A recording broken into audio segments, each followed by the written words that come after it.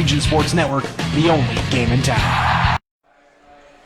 Good evening, everybody. Thank you for joining us, and welcome to Game Night in the Region on the Region Sports Network, streaming worldwide on the internet at facebook.com/regionsports and regionsports.com. We come to you tonight from beautiful Ames Field in Michigan City as the Region Sports Network presents the RSN number 5 Michigan City Wolves taking on the RSN number 1 Merrillville Pirates.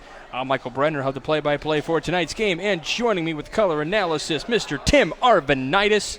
Coach, it's good to see you, buddy. How are you, man? It's good to be here. This is a great evening for some great football. We got homecoming in front of us. We're about to get the national anthem. This is going to be fantastic. It is a beautiful night for football, or beautiful night for anything if you are out and about tuning in to this fantastic game.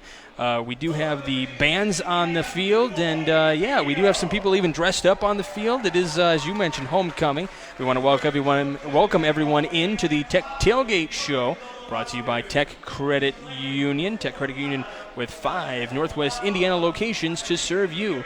Visit techcu.org for more info. And, we might be jumping right into our national anthem here in just a moment. But, we have got a marquee matchup here, Tim, between Maryville, number 1 in the RSN poll, certainly a team with a lot of firepower. And then you got the Michigan City Wolves, who are scuffling right now, trying to turn a corner and get going here in a very, very loaded Duneland Athletic Conference. Yeah, I mean, Michigan City's, they're going to have their hands full tonight. But you know what? This isn't the type of game that Phil has never seen before. Phil Mason's going to go out there and go right for the jugular. So I anticipate a great contest between both teams, and I can't wait to see it.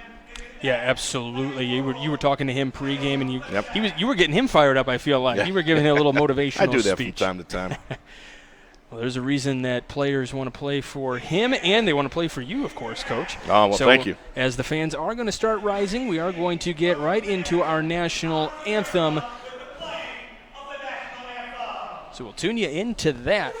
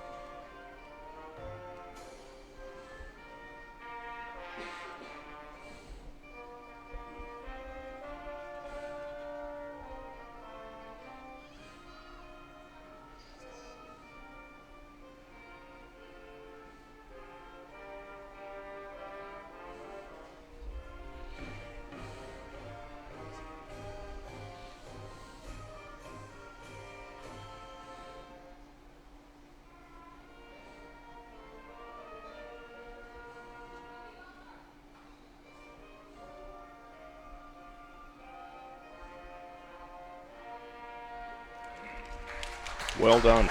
Very nice.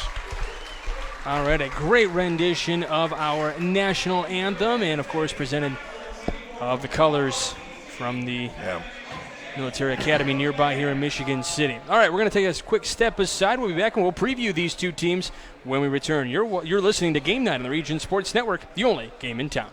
Did you know? Wow, they'll prepare fresh fish while you wait. Did you know? They make over 40,000 donuts from scratch every week. Did you know? They offer 23 different deli platters for your party. Did you know? They have freshly chopped fajita mix ready to cook. Did you know? They have the best fried chicken in the area. Did you know? They offer our signature curbside service 14 hours a day. Strachan Van Til. Now you know. Hi, I'm Crowell Company's Lantern Man. I'll cover your motorcycle. I'll be with you on the water. I'll be with you on the snow. I'll cover your insurance needs wherever you go. I'll be at Crowell Agency from 9 a.m. to 9 p.m.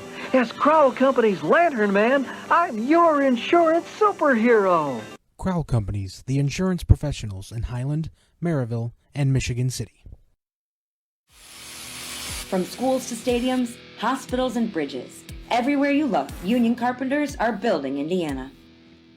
With jobs and skilled trades in high demand, there's never been a better time to start building your future. As an apprentice, you'll earn a debt-free college degree, earn while you learn, and receive great benefits like healthcare and retirement. So what are you waiting for? Visit carpenters.com to learn more. Visit carpenters.com and start building your future today.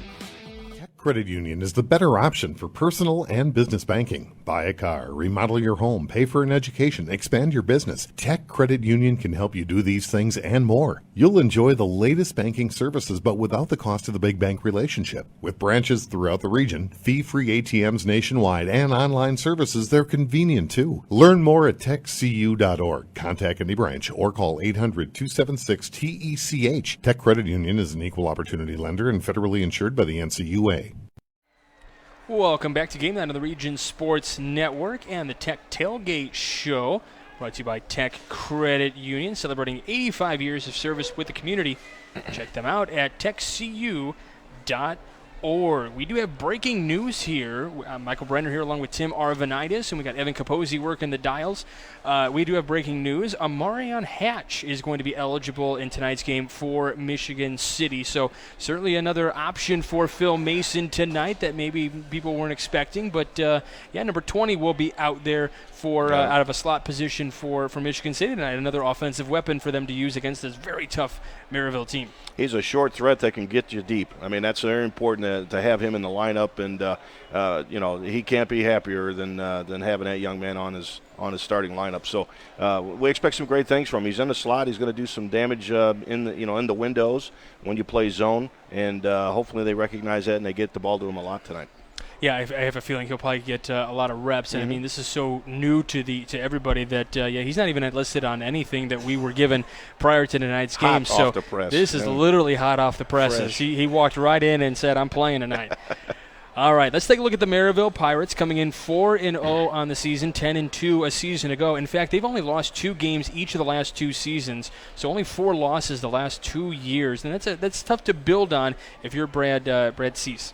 Yeah, you know what? He's got a football factory over there at Maryville High School, and when kids graduate, other kids slide into those positions, and they're just as good as the ones that left, and makes it hard to beat him. He's got a great staff. He's got a great philosophy that he brings to Maryville High School, and he's going to have seasons like this year in and year out while he's there at Maryville. And this one's going to be a tough matchup for him.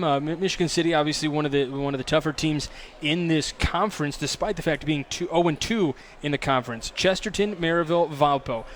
3 of the toughest teams. We know there's kind of like different tiers in this DAC conference, and this is going to go a long way in determining who's going to be the outright DAC champion. Or we might even have teams that kind of bunch up and co-share this DAC title. But yeah, definitely 2-0. Chesterton, Maryville, Valpo, all 4-0 on the season, 2-0 in DAC play. Like Central Crown Point, kind of that middle tier. They're 1-1 in DAC play, and then Michigan City, LaPorte, and Portage all 0-2. But even those 0-2 teams, they can come back and they can slug you right in the mouth if you're on the right night. Well, everybody makes the playoffs, and it's not how you start; it's how you finish. And and Phil Mason made that clear. He goes, in Week 10, we want to be kicking on all cylinders. Our goal right now is to work out the kinks and get everybody ready for the postseason. We're going to do the best we can during the regular season, but you know what? Listen, we're going to go out there and prepare for what's important, and that's to win every game after Week 10. So this Maryville team lost in the semi-state last year 41-23 to Westfield, and the season before that to Carmel 38-17. So their ambitions are to get back to semi-state. What are they going to need? Do they think they have enough to be able to push over the hump to get to the state championship game? You know what? I've always said this: win the play, you win the day. And you got to go out there, win all the plays that you possibly can. You got to try as hard as you can on every single play.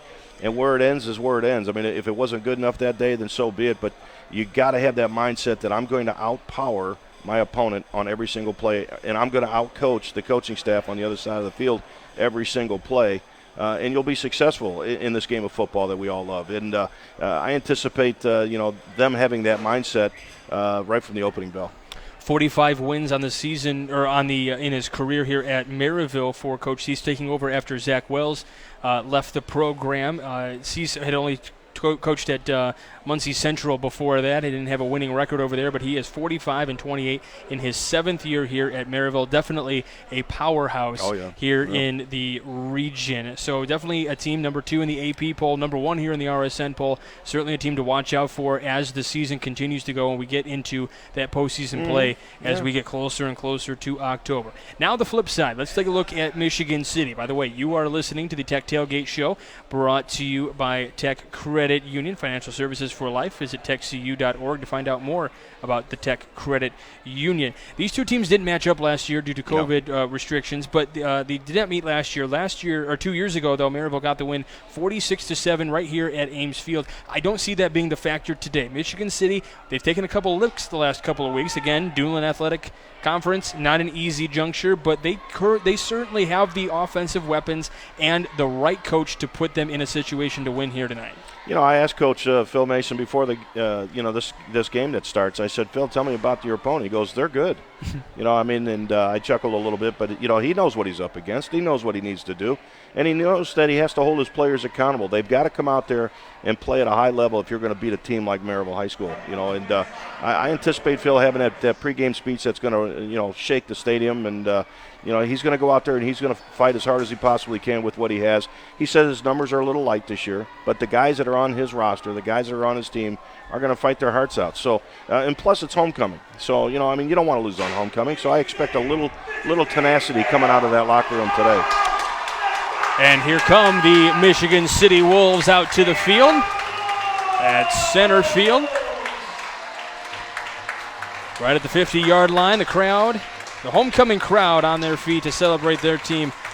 Certainly not a great crowd, or it is a great crowd. It's certainly not something small to cheer about here. This is a good Michigan City squad. Now, one thing to keep in mind as well, I was here a couple of weeks ago in that game against Chesterton. It was Giovanni Laurent that started that game, but it is going to be Tyler Bush to start here tonight. He started last week against Valpo. He's going to start here tonight against Maryville. Tyler Bush having a very, very good season, and he's only a sophomore, and it's only his second start of his career, and really the third game he's really had a chance to get in there. And when I talked to Coach Mason before the game, he said, I didn't have a freshman summer to work with him before, to get him those reps that we needed. So if you were to compare it to anything, I said, is it kind of like how the Bears are treating Justin Fields? He goes, kind of, absolutely.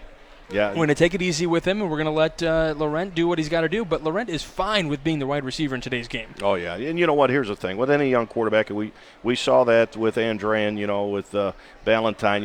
He's a young quarterback. He's doing quite well, by the way. But we got to do the same thing with our quarterback here for Michigan City tonight, is just keep it simple. Yeah. Don't put him in a situation in 3rd and long and everything, and then he's going to get a little flustered and a little nervous with some happy feet. Just, dinks and dunks and get him comfortable in a rhythm, and hopefully, he's got the mindset to stay composed throughout the whole game, because Phil's going to be in his ear, and hopefully he mentors to him and doesn't yell at him too much. But he's going to try and get this young man to really go out there and carry his team to victory. Yeah, he has been impressive. He is 31 of 56 for 535 yards this season, 4 touchdowns throwing, and then 2 interceptions. He's got a QBR of 152. That's not too shabby. Yeah, man. No, hey, good. All right, so we have the coin toss, and Michigan City standing on the 45-yard line off to the left, and then Maryville just in front of that 45. They're on the 43, getting ready to see how they're going to go, and I believe it is going to be Maryville to receive. Yep. And as we get set for this game, let's go ahead and look at our Friday night forecast, brought to you by our friends at Economy Electric Heating and Cooling. Tonight's forecast, a very warm and friendly 79 degrees here in the press box. Feels like about 86 maybe. No wind either. I'm okay. Right, we are right in front of a window. I'm okay with it, though, if it means football is here, Week 5, and it's conference play. That Friday night forecast brought to you by Economy Electric Heating and Cooling, keeping you cool in the summer and cozy in the winter. Could use a little fan on us right here in the booth. I would love that, but I can just have Evan Capozzi here take my stuff and just fan us if he wants. He's not doing anything else important over there on the computers to make us. He's got a tough job, man. I wouldn't want that to. He's got the toughest job in the building. He's got to make you and me sound good. Yeah. That's not easy to do. Yeah, he's in trouble. All right, so we are just about moments away from kicking this thing off. We are going to keep it here before we get things started. Happy to have you with us on a beautiful night for football.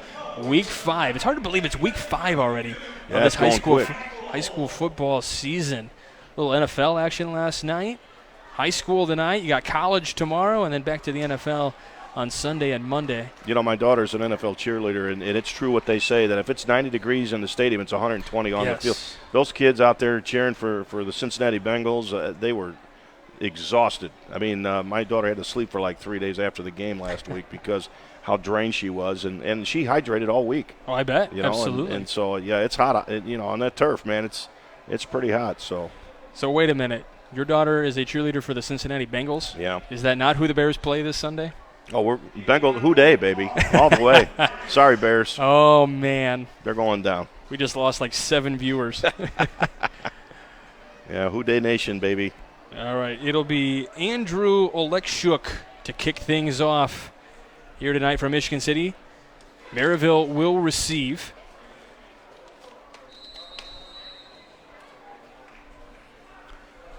Potentially there we go. Jakar Ward and Justin Marshall back to receive. And a little squib kick here, and this is taken at the 30. So Maryville will start. They go up to the 40-yard line. There he goes. And they're breaking more tackles, and up moving he goes. He's going to take it. That is number 1, Tyrese Frazier, and he's going to be taken out right around the 20-yard line, inside the 20, maybe the 19 or 18. We'll see where they mark him. What great field position to start for the Merrillville Pirates here on the near side. Wow, you know what? Hat goes off to Phil Mason. That's how you start the game, with a little squib or onside kick, and you know, he's going to have to pay for that one. Maryville made him pay for it for sure. That was Tyrese Frazier who was taking it upfield. Yeah. Certainly a big start here for Maryville, and they already don't need the best field position to start. They have offensive juggernauts already, but they are going to start at their own 18-yard line, or the Michigan City 18-yard line, excuse me. So 1st and 10 at the 18. Angel Nelson in at quarterback. We'll give you our starters in just a moment. Nelson going to hand off to Lavarion Logan, and we were told to call him Tank. He moves off to the right, up to the 15, and he's going to move up to the 10-yard line. Wow, so what a great run. Yeah, a nice run up to the 10, an 8-yard run. Going to be about a yard shy. So they started it at the 18. They move up to the 10. That running back is such a strong running back. He took the defender that was trying to tackle him and shoved him to the ground as he ran out of bounds. I mean, he is solid. He is a rock-solid player. So 2nd and 2. This one is kept by Tank. He moves forward. They might mark him down at the 9. So a gain of a yard. Yeah, he's 5'10", 205 pounds, but he's made out of steel, man. That kid is solid. So 3rd down and 1. Logan already with 9 yards on his rushes. 2nd attempt already. Nelson given to Tank again. He moves off to the left, and he is going to be taken down at the 5-yard line. Jahari Branch in on the tackle. Yeah, great lateral movement by the running back, Tank. He started up towards the line of scrimmage and then bounced it out to the left and found a little seam to the outside and hit it. Great job. 13 yards already for Tank. Coach Curry told us that that's what everybody calls him, so we can call him Tank throughout the broadcast tonight. Jutting ahead and taken down just in front of the goal line. We do have one official says touchdown, the other one says he's short. So we'll have to see here. The nearest official on the near side called it short. The far official called it a touchdown. They are going to leave it with that call as being short. About 2 feet. Give it to Tank. He earned it, huh? Let's get him in. I was going to say. So they move up to the 1-yard line. The give is to Tank, and he runs into the end zone for the touchdown. Wow, very good. Very good. You know what? That onside kick's coming back to bite him in the rear end there. I mean, hopefully Michigan City bounces back. But great run by the running back, Tank, known as Lavarion Logan. He's 5'10", 205-pound senior, carrying his football team right in the end zone. Great work. He literally did all of that. I mean, he from the 18 on one drive. And the kick is no good. Yeah, it's the blocked. extra point is blocked. So that'll be a nice feeling for Michigan City after the early touchdown. So we have an early score. It is 6-0 Maryville. You are watching Game Night on the Region Sports Network, the only game in town. The news says Gen Z is struggling. I've got news for them. I wait tables, but last week I built a field hospital. I put out a forest fire. I stopped 1,000 attackers. And a natural disaster. I've saved lives. And led a team on patrol. I serve. Well, I go to school full-time. While I work full-time. The greater the challenge, the stronger we become. Welcome back to Game Night here on the Region Sports Network. 6-0 your score as Maryville is on top. And we will have a kickoff here. Coach, I'm going to ask you want to fill that out I for me? certainly can. Oh, you know what, I got to do. Okay, we're good. All right, we're going to get things kicked off here for Michigan, or for Maryville here, kicking things off. Jaden Alvarez, as his extra point kick was blocked. Trying to see, let me double check here on the old stat sheets if I can find them. I usually bring enough paper to rebuild a tree. Because the great thing about high school sports is we do get loaded with stats and information. And we appreciate those coaches for providing that, as Alvarez will kick this one off. Low line drive kick and picked up and going. Yeah, he touched it, and he's going to take it up to the 10-yard line, trying to bounce some defenders up to the 15, now down to the 20 before he is taken down. And on an offense that was for Michigan City, that was Keenan Tucker Jr. on that return up to the 20, so a 20-yard return, not too bad. Yeah, great little run by the returner. You know, he started to stutter a little bit. You know, as a coach, you want your returner to go north and south and try to just make one little move before you get tackled or before you break one. You can't stop and look and adjust and everything, and he did that a little bit, but he got in a comfortable 21-yard line, so that's where the Michigan City program will start. By the way, that missed extra point a little bit ago by Alvarez, that was only the third missed extra point kick of the season for him. Wow. Not too shabby. Yeah. So he is 16 of 19. Good percentage there. It is Tyler Bush in at quarterback, and we do have a flag to start things up for Michigan City. Yeah, what do we got here? And it's going to be encroachment, so it'll be against the defense, so that moves up 5 yards for Michigan City without even having to really do anything. And that's what Coach Mason talked about before the game. He said, I want to take advantage of the miscues for Maryville because that certainly helps his chances of getting the ball down the field. These are donations you don't want to have when you're the Maryville coach. So 1st down and 5.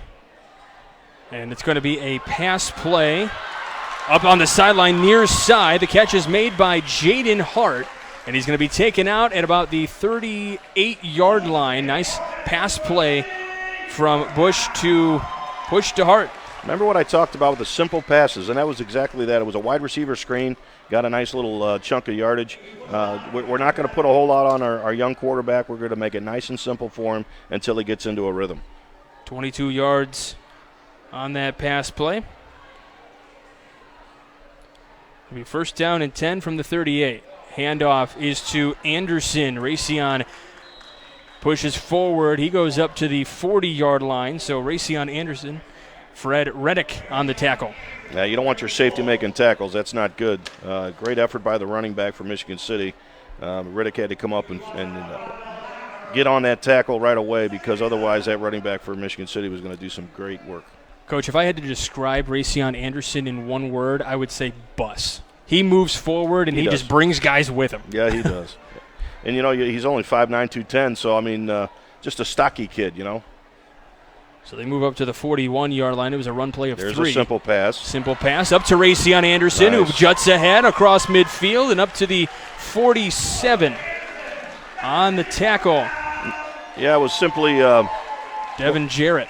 Simply a little check down to the the running back, again, another simple pass made by the quarterback from Michigan City. He was wide open out there in the flat that he threw to. So, very good work by Michigan City, just dinking and dunking where they can and moving the chains. So they're at the 41. Now they're at the 48 on the other side. Maryville's in a cover 2 defense. Bush standing up, throwing to his right, and the pass is incomplete. Yeah, they read that one, and they realized what's going on here for Michigan City, and they almost jumped around number 36 for Maryville. Fred Riddick, we called him before. Luckily, that ball was incomplete because he was in a position to make an interception. First incomplete pass of the night for Bush. And we said that, Bush is a sophomore, young guy, getting a lot of really good opportunities against some good teams, Valpo and now Maryville. And when I talked to Coach Mason about was there an injury that happened to Laurent, like what made you want to change? And he just simply said, look, we saw some things that we really liked, and Laurent was more than willing to say, now I'll go back to receiver if this is what's going to help us win ball games. Pass up the middle and intercepted. Fred Riddick. Riddick. Jumped that route. Oh, man. Intercepted. Yeah. And up past midfield and up to about the 43-yard line. Yeah. Now, Fred's having a heck of a game so far. And, he read the quarterback's eyes. And that's one of the things as a young quarterback they don't quite do is they're not progressing down the field. They're not progressing the play where they're looking to the left, scanning the middle, looking to the right. He looked right at his receiver, and so did Fred Riddick, and made him pay for it. 8:39 to go in this opening quarter. So they are at the 43-yard line to start this next drive for Maryville. So, again, fantastic field position for Maryville. Yep.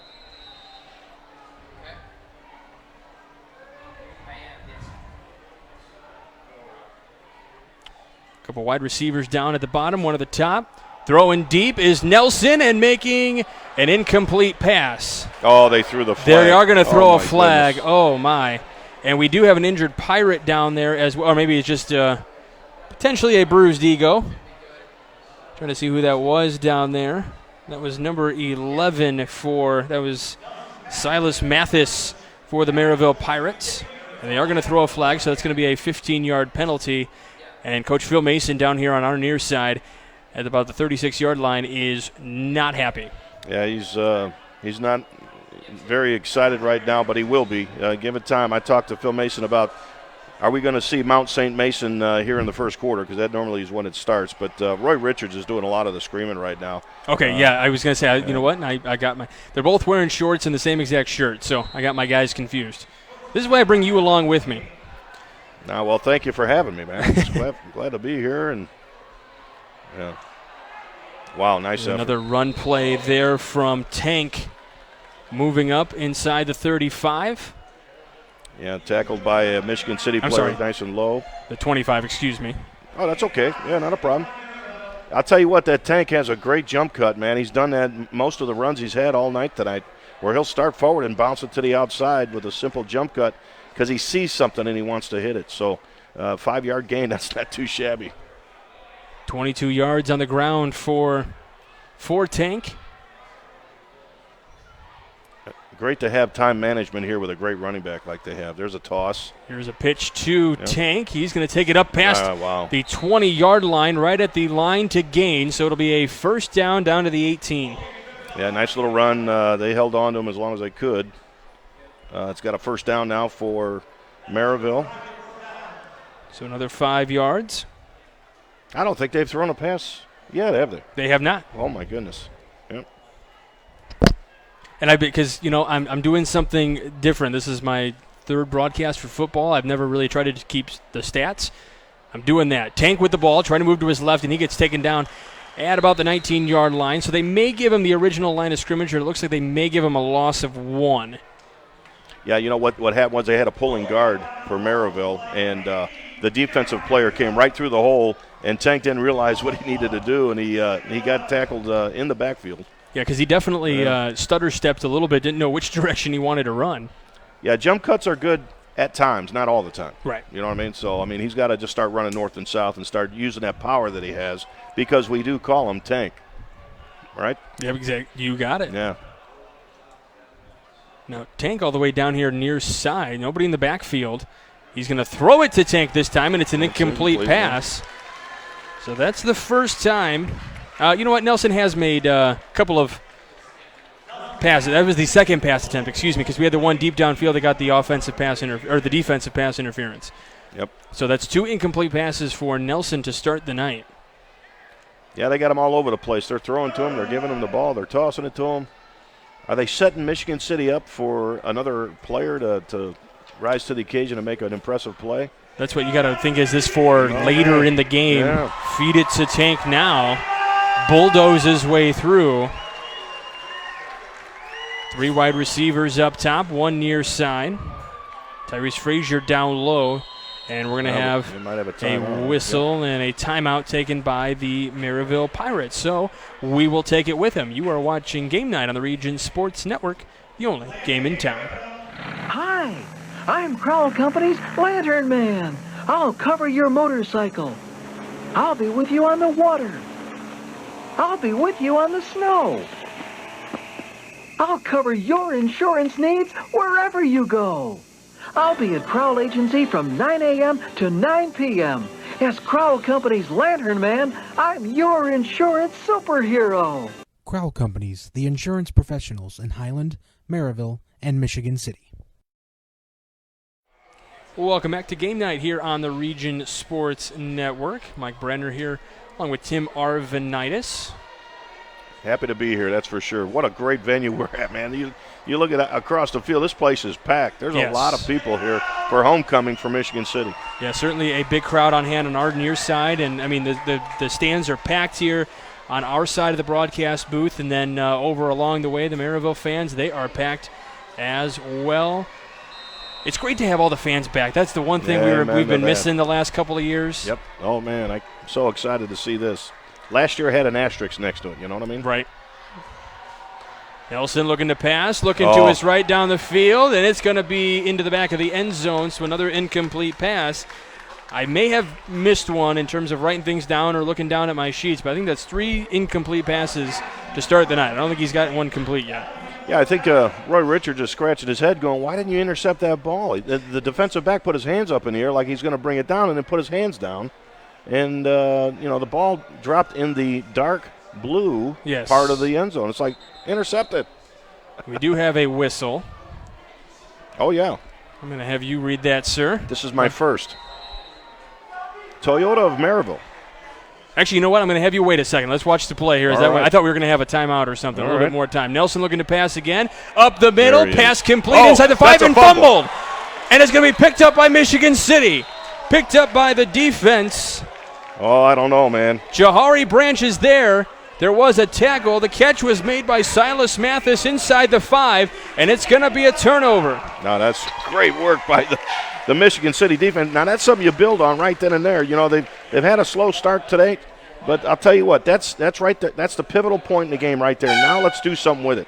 Now, question, does that count as it counts as a completed pass, right? Well, they're saying it's a incomplete. The ball is right at the 19-yard line. So okay, so they didn't say it's a turnover. Excuse me. Okay. But I'll tell you what, man, that was close because that wide receiver started to turn his shoulders and head upfield. Yeah, that was very close. Yep. He made a football move, if you will. Where's instant replay when you need it? Huh? Interesting set. No, it is Michigan City ball, so it is a turnover. Yep, that's right. So running up the middle, I think for the gain of no yards, but there is a flag on the other side of the field. Oh, boy. So let's see what we have on that call.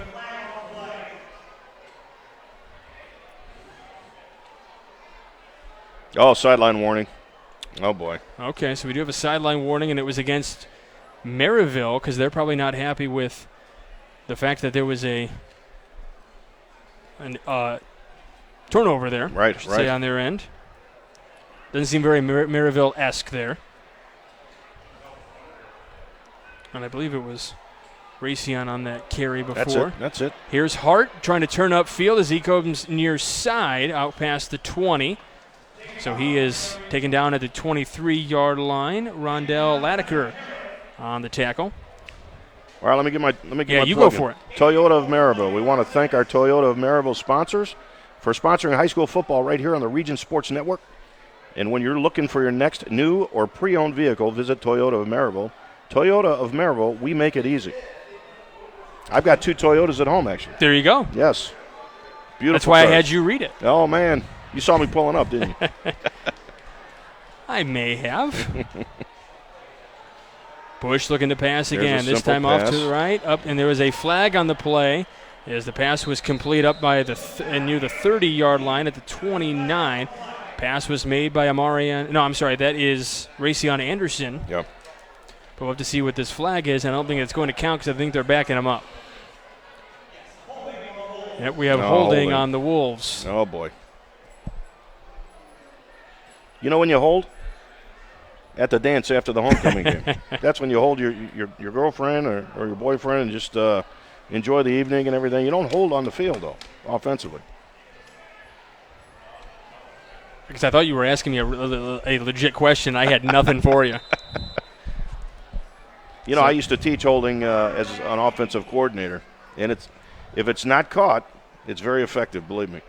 Keep your hands in tight, run your feet, and get your opponent falling backwards, and you're in good shape.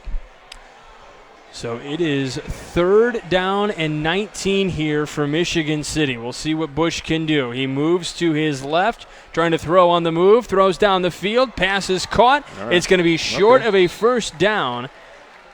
And we'll see. That was Traylon Simmons with the catch.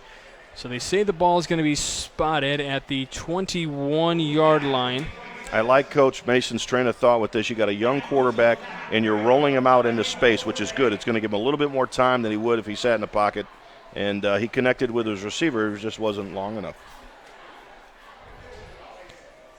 So Simmons catches his first pass of the day. It was for 11 yards, but it's going to be for naught because they're going to have to punt this one away. Mm-hmm. And for the Wolves, their punter, it's Elijah Robinson. It's blocked. It got tipped. It got tipped. It's going to take a nice roll for Michigan City, though, and rolls out at the 45-yard line. So Maryville, again, will start in good field position here at the 45-yard line. Can I share a story with you? Yeah, absolutely, you can. We got time. We were at a big game, and I'll never forget him. He's passed on, Bill Wachinski. He throwing flags all game long against us. I said, Bill, what are you doing? He goes, I'm throwing flags on holding. I said, are you kidding me? That's like the 9th one. He goes, Tim, you're the one that told me you held on every play. I'm like, you dirty dog. He was on to me. Yeah. I love it. We had to figure out something. So what we did was it was a simple dive. That's all we did throughout the game, and he couldn't find the holds then. I have learned, as this one is taken up to the left side on another run, and it is, again, it's Tank up to the 41-yard line. They were at the 46, so it's another 5-yard run. So that gives him 31. As much as he's been running, he's only run for 31 yards. Wow. Which I mean, that you think he would have way more, but because they've just been short runs and they've had such great field position. Again, feed it to Tank. He gets up to the 40, and he's wrapped up at the 40. See, what happens is that pulling guard, when he pulls like that, he's supposed to chip the end or the first dark jersey that comes through the line of scrimmage, and then the running back is supposed to follow suit right off his rear end, and he didn't do that, and that's why he got stuffed at the line of scrimmage. So 3rd down and 4, trying to get to the 26. I'm sorry, the 36. They're on the 40. So another 3rd down opportunity for the Wolves to get off the field on defense. 6-0 your score, 3:05 left to go in the opening quarter. No low snap to Nelson. Nelson rolling to his right. He's going to get taken down. No, he escapes out past the 50. He's going to charge ahead and gets taken down at the 46-yard line, which was the original line of scrimmage. Malachi Woodward. He's making the tackle on that one. Great job. Wow. So it is going to be 4th down, a lot of scrambling, a lot of running, but there is a holding call against Michigan City. Oh, that's a tough call. Come on. That is a tough one. Now, with all that moving going on, it doesn't necessarily surprise me, but you got Richards down there. He is blowing a gasket at the 40-yard line. Yeah, it's a spot foul, and it's first down at the 30-yard line for Maryville. My goodness. You know, you normally see that when you got a scrambling quarterback. Normally the offensive linemen hold. Correct. It's very rare that you see the defense get pinched for holding in that type of situation. Phil is in the ear of the side judge. Nelson looking to throw, looking a little bit left, now looking to his right. He's got a scramble to his right, throws to his right, and he's going to make a completion on the right side, making it up the field and taking down inside the 5, and now into the end zone for a Maryville touchdown. Justin Marshall. A 30-yard pass right there. Quarterback didn't know who to throw to, and number, I believe, it was 23. Yep, that's Justin Marshall. He was in a situation where he released, got out into open space, and they made him pay for it. It was a delay on pressuring the quarterback, and the defensive back came after him, and he left number 23 wide open. Now, my numbers are not exactly accurate here, but his first 4 passes, and I may have those numbers wrong as this kick is up, and it is through the uprights. So 13-0 your score, Maryville on top. You start off 0 for 4 on your passes, and then you connect on a 30-yarder. Not too shabby. Oh, man. Yeah, no, they're for Angel Nelson. But we're going to step aside, Coach, for just a moment. You're listening to Game Night of the Region Sports Network, the only game in town. If you work with industrial, pneumatics, or hydraulics, and you're in need of maintenance or repair, you need the right connection. For over 20 years, Hose Connections in Hammond has been the premier leader in the hydraulics industry. Hose Connections is a one-stop shop for sales and service of pneumatics and hydraulics. Hose Connections continues to grow their network of industry contacts, which allows them to meet even your toughest expectations. To learn more, visit HoseConnectionsInc.com. Hose Connections in Hammond. Proven under pressure.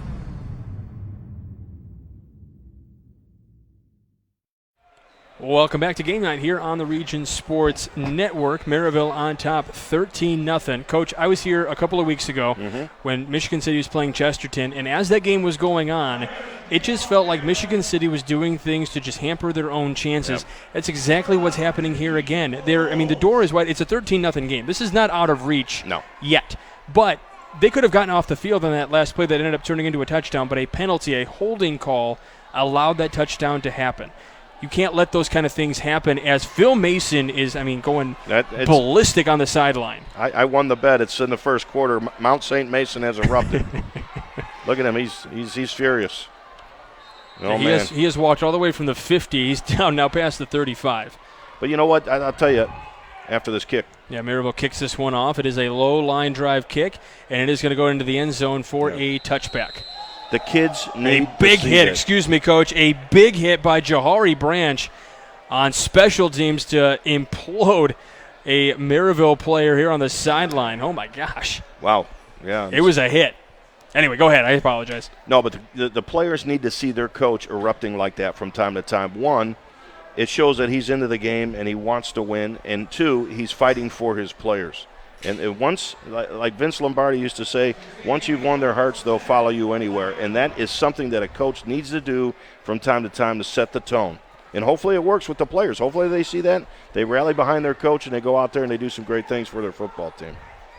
And as Evan Capozzi, as you were explaining that, Coach, Evan Capozzi was telling me, Phil Mason, even though he was trying to talk to his guys, was still barking. Even to this moment, he is still barking at the officials. Yeah, and then there's one of his players taking him off the field. We don't want to get. I feel like that's happened quite a few times. That is Thomas Farrell from Michigan City. It's could be one of his big roles on the team, just keeping Coach in line here.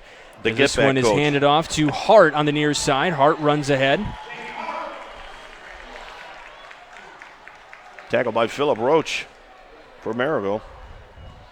There was a really nice article the other day on Philip Roche from Paul Orr, and I'll get to that in just a moment. He was not your typical guy on defense. He actually was an offensive guy when he was coming up.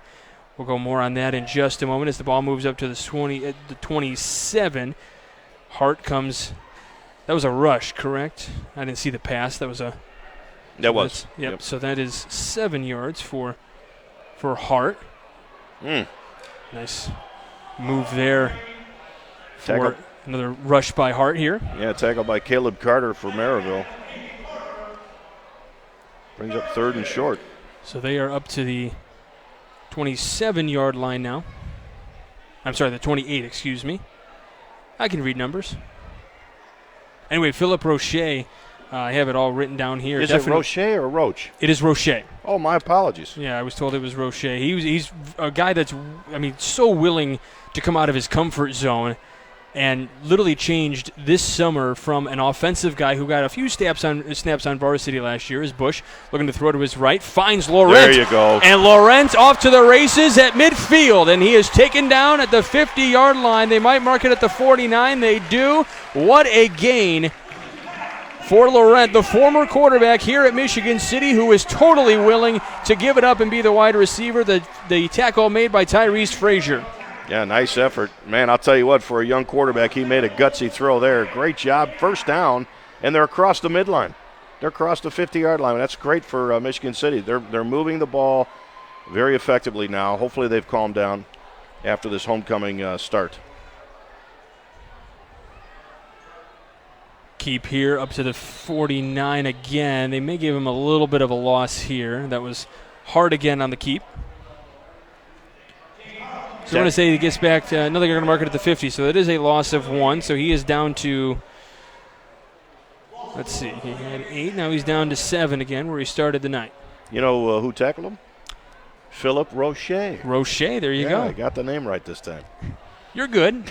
It was my way of correcting you without insulting you. Well, you know what? He could butcher my name when I see him. He can call it even. Bush throwing to his right to Laurent again. Laurent out past the 40, up to the 35. He's moving laterally to his left, up to the 30, up to the 20, up to the 15, and taken down at the 15. What a run. Gio Laurent. Remember what I talked about with Phil Mason going crazy on the sideline? That's exactly what the team needed. Now look at what they're doing. They're moving the ball effectively against a very good Maryville defense. Great work by Michigan City. Up to the 15-yard line, and that's how we end the first quarter. What a quarter it has been. Maryville on top 13-0, but Michigan City is moving. You're listening to Game Night on the Region Sports Network, the only game in town. For over 113 years, Burns Funeral Home and Crematory has been assisting families in their time of need. Serving Northwest Indiana, the staff at Burns Funeral Home and Crematory will help guide your family in creating a meaningful ceremony to honor the life and memory of a loved one. Whether it's a simple, elaborate, traditional, or unique service, the caring family at Burns Funeral Home and Crematory will tailor a ceremony to fit your needs. Visit them on the web at burnsfuneral.com or give them a call at 942-1117. Four Seasons Mechanical proudly serves Northwest Indiana, providing quality, reasonably priced, reliable service. With a quality and comfort guarantee, the professionals at Four Seasons Mechanical offer a wide range of services in heating, ventilation, and air conditioning. Whether it's residential or commercial, Four Seasons Mechanical is there 24/7. To find out more, the website is fourseasonsmechanical.com or give them a call at 219-756-7020. Four Seasons Mechanical, your indoor air quality specialist. Welcome back to Game Night here on the Region Sports Network. Started the second quarter here, and make sure you stay with us after the game because we will name the Crowell Companies Lantern Man Superhero of the game. The Crowell Companies are proud to recognize the superheroes on the football field. My goodness, it was a 13-0 score at the end of the first quarter, and now Michigan City trying to make something happen here. They are down to the 15-yard line. It was a 35-yard pass and catch from Bush to Laurent. Yeah, great work by that tandem. I'll tell you what, and you're going to see more of that. You got the quarterback throwing to what used to be the quarterback. Yeah, a couple of wide receivers on top, one at the bottom. Hart gets the carry. There you go. He moves up to the left side, and he is going to go into the end zone for the touchdown for the Wolves. They got it. Wow, great work. It was a simple off-tackle run. He found a little seam, and then he bounced it to the outside and got a large portion of the lion's share of that yardage as he galloped right into the end zone. Great work. Oh, man. We haven't seen Amarian Hatch yet, but this definitely was going to allow Jaden Hart to have more opportunities on the ground, and it's exactly what Phil Mason is doing here tonight. Oleg Shook on to kick the extra point. 13-6 the score now. We do have a flag on the play as the kick was up and good, but there is a flag and there is going to be encroachment by the defense. So that's going to move things half a yard. Yeah, half a yard, so not much difference. And Phil Mason going to chat with some of his offensive players here at the 25-yard line, maybe switch some guys out here. But Gio Laurent, oh my goodness, this kid was the quarterback from his sophomore year. It's his senior year now. Started the first couple of games. Bush had some opportunities to get in there. That Chesterton game, about midway through the game, they put Bush in to have the opportunities against Chesterton. Really liked what they saw. Mason went to Laurent and said, hey, how do you feel about this? And Laurent said, I want to win ball games, Coach. Whatever's going to work for us, whatever's going to help us win, we're going to do it. That's the total team player right there. That's the total package you want in an athlete, is to buy into the team concept first and foremost. And great job by Laurent. And Mason said himself, he goes, I want to take care of my guys, the guys that have been with me for years. And he goes, so that's why he got the starting job, as the quarterback to begin with. And so the fact that he's willing to give it up to a sophomore, that's exactly how he started a couple of seasons ago. Yep. And it's even more impressive that Bush, who didn't have a summer to practice as a freshman, and then comes in here and he has just been as good as he has been. And they might be going for two here to try to put this to a 13-8 ball game as Bush is in. They were ready to kick the extra point, but now because of that penalty, they've got Hart just to the right of Bush. Couple wide receivers on top. Bush looking to his right. Nice. And it is going to be caught by a Marion Hatch for 2. Wow, great work. That was a simple fade is all it was, right to the corner of the end zone. That's where Hatch was. Nice work. So what an impressive play. It is 13-8. Michigan City certainly making a game of this one. 11:53 to go in the second quarter. You're listening to Game 9 of the Region Sports Network, the only game in town. Blythe's Athletics in Valparaiso, whose team has been serving your team since 1959, is a leader in athletic apparel and equipment sales. Whether it's off the rack or customized to your specifications, Blythe's has the products and staff to serve you best. Trophies, embroidering, screen printing, athletic shoes, anything you're looking for, you'll find at Blythe's. Visit them today at teamblythes.com, where the athlete shops. And Alex Shook will kick things away from Michigan City here as we welcome you back to game night here on the Region Sports Network. 13-8 your score. Michigan City just getting a touchdown there. And then a 2-point conversion. So Tyler Bush having a fantastic game here. Alex Shook will kick this away. It's a little pooch kick there. And taking it the 30-yard line for Maryville and taking up to the 35. It looked like Tyrese Frazier again, Coach. Yeah, I don't understand why they're squibbing the kicks now. That's 2 out of the last 3 times where they've squibbed the kick. Kind of wondering why. I'm wondering, do you think that by maybe getting a random bounce or an unlucky bounce for Maryville and then a chance for Michigan City to maybe pounce on it and get it at a good field position? There's always that chance, but maybe their kicker's not doing as well as he should, and that's why they can't kick it deep. Maybe they're trying to avoid a big return by That could Maryville, be it. You know what I mean? True. Because they've got the horses to return that ball. We do like to we like to speculate a lot here on the Region Sports Network. No, I'm kidding. No, you know what? I try to start thinking the way the coaches think, and like, why did he do that? What's his methodology behind all that? And I mean, that has several different options as to why he did it. So here's a keep by Tank up to the 35. Another flag going to be called in here. Make sure you stay with us after the game as we'll name the Great Lakes Roofing blue-collar player of the game. Brought to you by Great Lakes Roofing, Chicagoland's #1 commercial roofing contractor. And let's see what he's got. The white hat is ready to tell us. And it is holding against Maryville, so that's an offensive penalty here. You know what, let's take a minute to talk about Roy Richards. That guy is the most motivated coach I've ever seen in my life. He's out there clapping on a bad play. He's clapping on a good play. He's getting his boys excited about playing defense. And, he's just as energized in the first quarter as he is in the fourth quarter, and it's just amazing to see this guy. I mean, and if you ever go to talk to him, he's always reaching for your hand, looking you right in the eye, and so happy to see you. Great man in Roy Richards.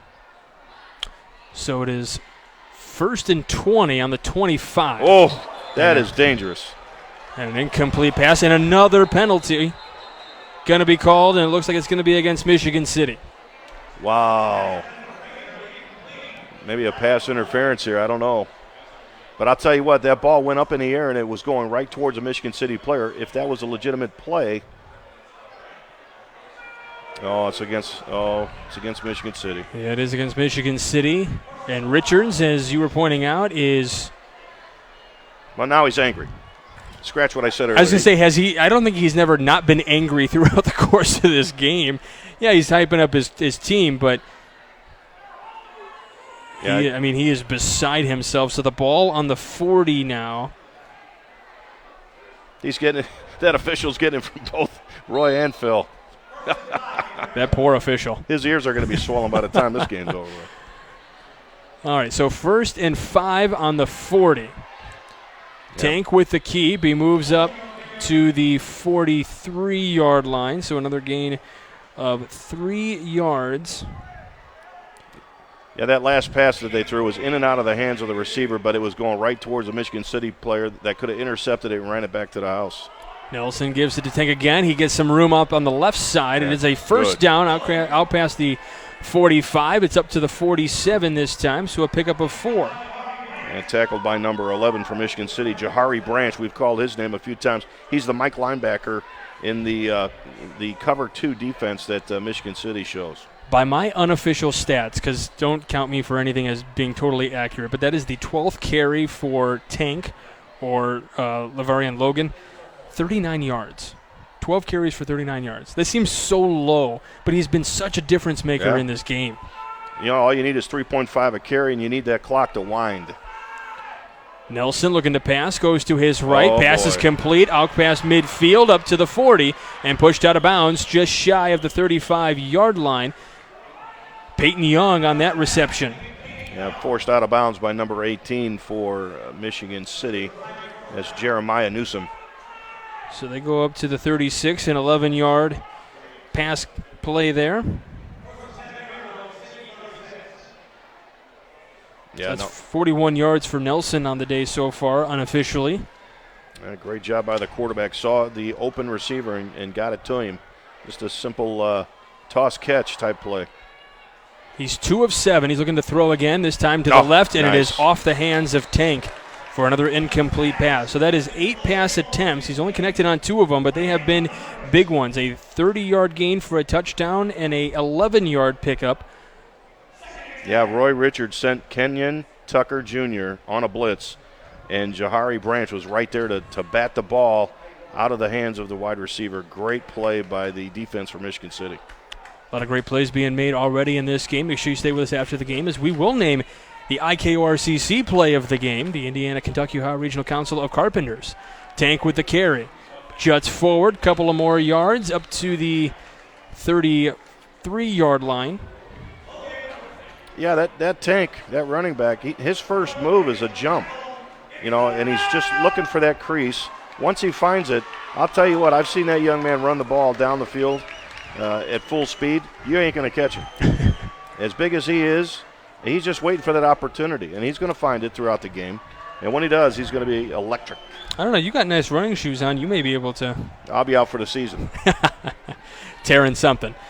Nelson looking to pass, rolls to his left. A lot of pressure coming his way. He steps forward, tripped but on his own. Trips on the 36-yard line, which was the original line of scrimmage back to the 36, where the play started here on that when the first down happened. So it's going to be a 4th down play now. Now I want you to watch now. Okay, I know it's 4th down and so forth, but on that last play, the running back that's in motion or on that side of the field of play, the quarterback rolls that way and waits for the defensive end to release the running back to go make the tackle, and then he throws it to the running back. That's happened about 3 or 4 times today. Here to punt it away for Maryville, and it's going to be punted into the end zone of Michigan City. So it'll be a touchback. That punt was by Angel Nelson, who is also the quarterback. He does double duty. He actually had to kick a couple weekends ago. Yep. So it's a turnover on downs, 9:09 left to play. I want to read my Toyota. Yeah, you go for it, man. You go for it. I'm getting excited. We want to thank Toyota of Maryville for sponsoring high school football right here on the Region Sports Network. And when you're looking for a next to new or pre-owned vehicle, visit Toyota of Maryville. Toyota of Maryville, we make it easy. How's that? Pretty good, huh? That was great. That's my second time never doing that. I'm going to do one myself. I'm going to say we got the Host Connection halftime report coming up. We got connecting the first half and the second half of tonight's game. It's the Host Connection halftime report presented by Host Connections, proven under pressure. All right, ball on the 20 for Michigan City. Oh, boy. And it's going to be taken up to the 25-yard line. It's Hart on the carry. And Rondell Latiker on the tackle. Right on it tonight. The ball actually goes to the 24, so it's a pickup of 4 for Hart. He's got 41 yards unofficially on the ground. Yeah, great work by the Michigan City offense. They're doing what they need to do to move the ball methodically down the field. Let's see if they can keep that going.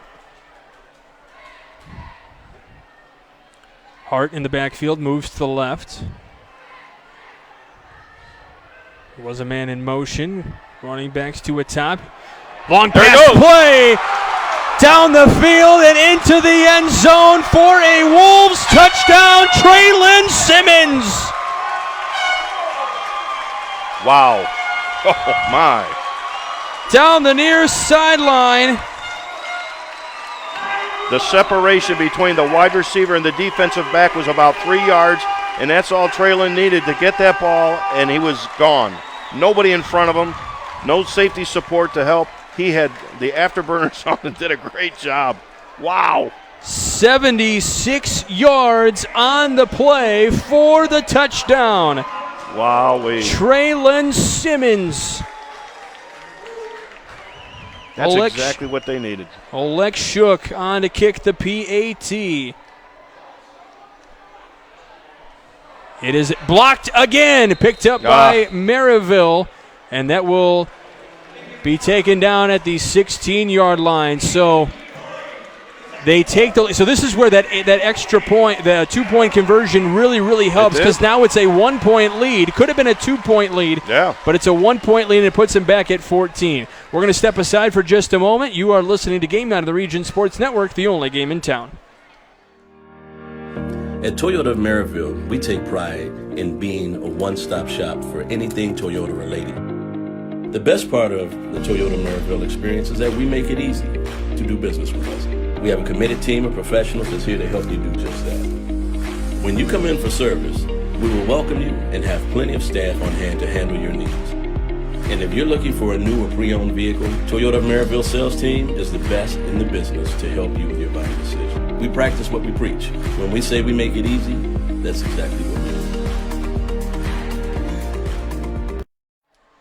Welcome back to Game Night here on the Region Sports Network. We have got a good one brewing here from Ames Field in Michigan City. The Wolves are on top by 1, 14-13, 8:15 left to go in this second quarter. Yeah, great play, man. I'll tell you what, exciting. The crowd was into it, man. I'll tell you, on homecoming night, you're the most important person in the evening right there.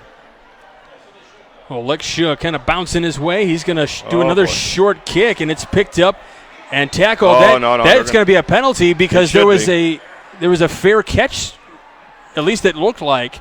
Yes. Now, my understanding, when you do a fair catch, it has to come above the shoulders, right? Did he get it above the shoulders would be the question. You've got to wave your hand left to right. You cannot just give it a little. There is a flag. I do see a little bit of laundry on there. And I'm wondering why they didn't throw it first. I mean, Coach Cease was going berserk. I mean, the guy made the call. I'm waving my arms in the air, hoping to get nobody to tackle him, and didn't work out that way. Now, if you just go below the shoulders, that doesn't count. It has to be over your head, back and forth. It's got to be over the head. Okay, I thought it had to be over the shoulders. Yep. Okay. I guess same difference. The fair catch signal was made, and therefore everybody back off, because that's where they're going to have it. Now they got some great field position because of their inability to read what the returner had done. Has there been a drive where they haven't started with good field position? Well, you can't shoot yourself in the foot with a team like Maryville because they will make you pay. So, Roy Richards' defense is going to hold as long as they can, but you know what? You got to take advantage of some of these things. You cannot. Well, Coach, I said it earlier. Michigan City just seems to do that. They've done it a couple of times, and I hate to sound like a broken record, but that's just another case where that happens. The nice thing is that you have the lead by 1. Nelson looking to pass play, and the pass is caught up the field, and it's going to be a Pirate touchdown. Wow. Justin Marshall again. The ball was on the 45. That's a 45-yard pass and catch into the end zone, and just like that, Maryville takes the lead right back and takes the momentum away. The Big Mo away sucks it right out of the Michigan City faithful here. Let me paint the picture for you. It was a simple post pattern, and you got the 2 safeties up top, and he threw in the window in between the 2 safeties right to the receiver, and he broke coverage, and he was gone. Nobody in front of him. On to kick is Jaden Alvarez. The extra point, it is up, and it is good. So 20-14, your score. Maryville right back on top. But you know what? This might be good for Michigan City. They had things rolling. They're going to get right back there on offense. 8:06 left to play. You're listening to Game Night of the Region Sports Network, the only game in town. Did you know? They decorate over 210,000 cakes a year. Did you know? Their butcher will cut your meat your way. Did you know? They have trained floral designers in store. Did you know? They will make your wedding cake. Did you know? They have a variety of deli bakeable entrees. Did you know? Their online app has coupons and so much more. Who does that? Strachan Van Til. Now you know. Welcome back to Game Night here on the Region Sports Network. 20-14 your score. Maryville on top. A really quick play there after an offensive penalty or a penalty against Michigan City put Maryville in good field position, and a 45-yard touchdown it goes. Let me tell you something. Justin Marshall has 2 catches on the game, Coach, both for touchdowns, a total of 75 yards on the day. A 30-yard catch and then a 40-yard catch. He wants one of those awards at the end of the game. I'm telling you, he's fighting for it. He is making a case for our Crowd Companies Lantern Man superhero of the game. Crowd Companies. Proud to recognize the superheroes on the football field. Oh, yeah, Maryville right there. kicks away. Michigan City now up to the 34-yard line. We have more awards to hand out as well. We'll get to those. Oh, there's a few. I'm going to let you have fun. Do you want to have some extra fun here? Well, you want to read this one for us? What I want to do is we also have the 4th award, and it's the Best Announcer Award, and I think that's going to go to you. Oh, I don't know about that. Huh? Come on now. Well, we can be you know what? Let's just give it to Evan Capozzi. He's the one making us sound good. That's all he does over there is smile and work the keyboards. He's doing a great job. What else does you don't need to do much else. He's the reason we even have any looks in this booth here. So the ball on the 29-yard line to start for, the 29. Hart on the keep, bounces off the tackle, and then he gets walloped. Oh, my. Out past the 35. I told you to look out for that young man, and that's number 78, Kenneth Grant, 6'4", 345, and he hit Hart with a vengeance, man. Well, and Hart maybe was better off getting hit by the first hit because that would have been less painful, and then, man, he got walloped. But the ball on the 36 now. When you see the big fella, Grant, coming from sideline to sideline, number 78 for Maryville, flowing like that, he's a special athlete. He's a good kid. 7 yards for Hart, by the way. That gives him 48 yards on the ground tonight. 7:14 left to go here in this first half. 6-point game, and we do have a timeout taken by Coach Mason and the Wolves, so we will take it with them. You are watching Game Night of the Region Sports Network, the only game in town. Are you a steel hauler? Come work for Area Transportation. You must have a current valid Class A commercial driver's license and at least 1 year of recent verifiable steel hauling experience and at least 2 years of recent verifiable interstate experience operating a commercial motor vehicle. Hi, I'm Amanda, the driver recruiter at Area Transportation, where we pay more because we value our drivers. Call recruiting at 1-855-400-6939. That's 1-855-400-6939.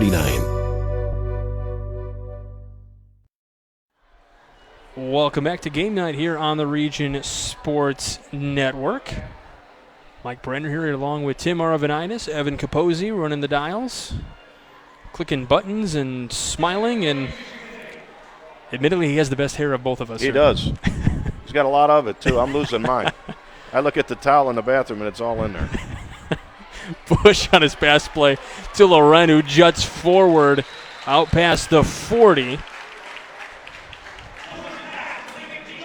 Up to the 42-yard line. It is a first down for the Wolves. Nice play. They're going to continue to move it down a little bit. They officially mark it at the 43.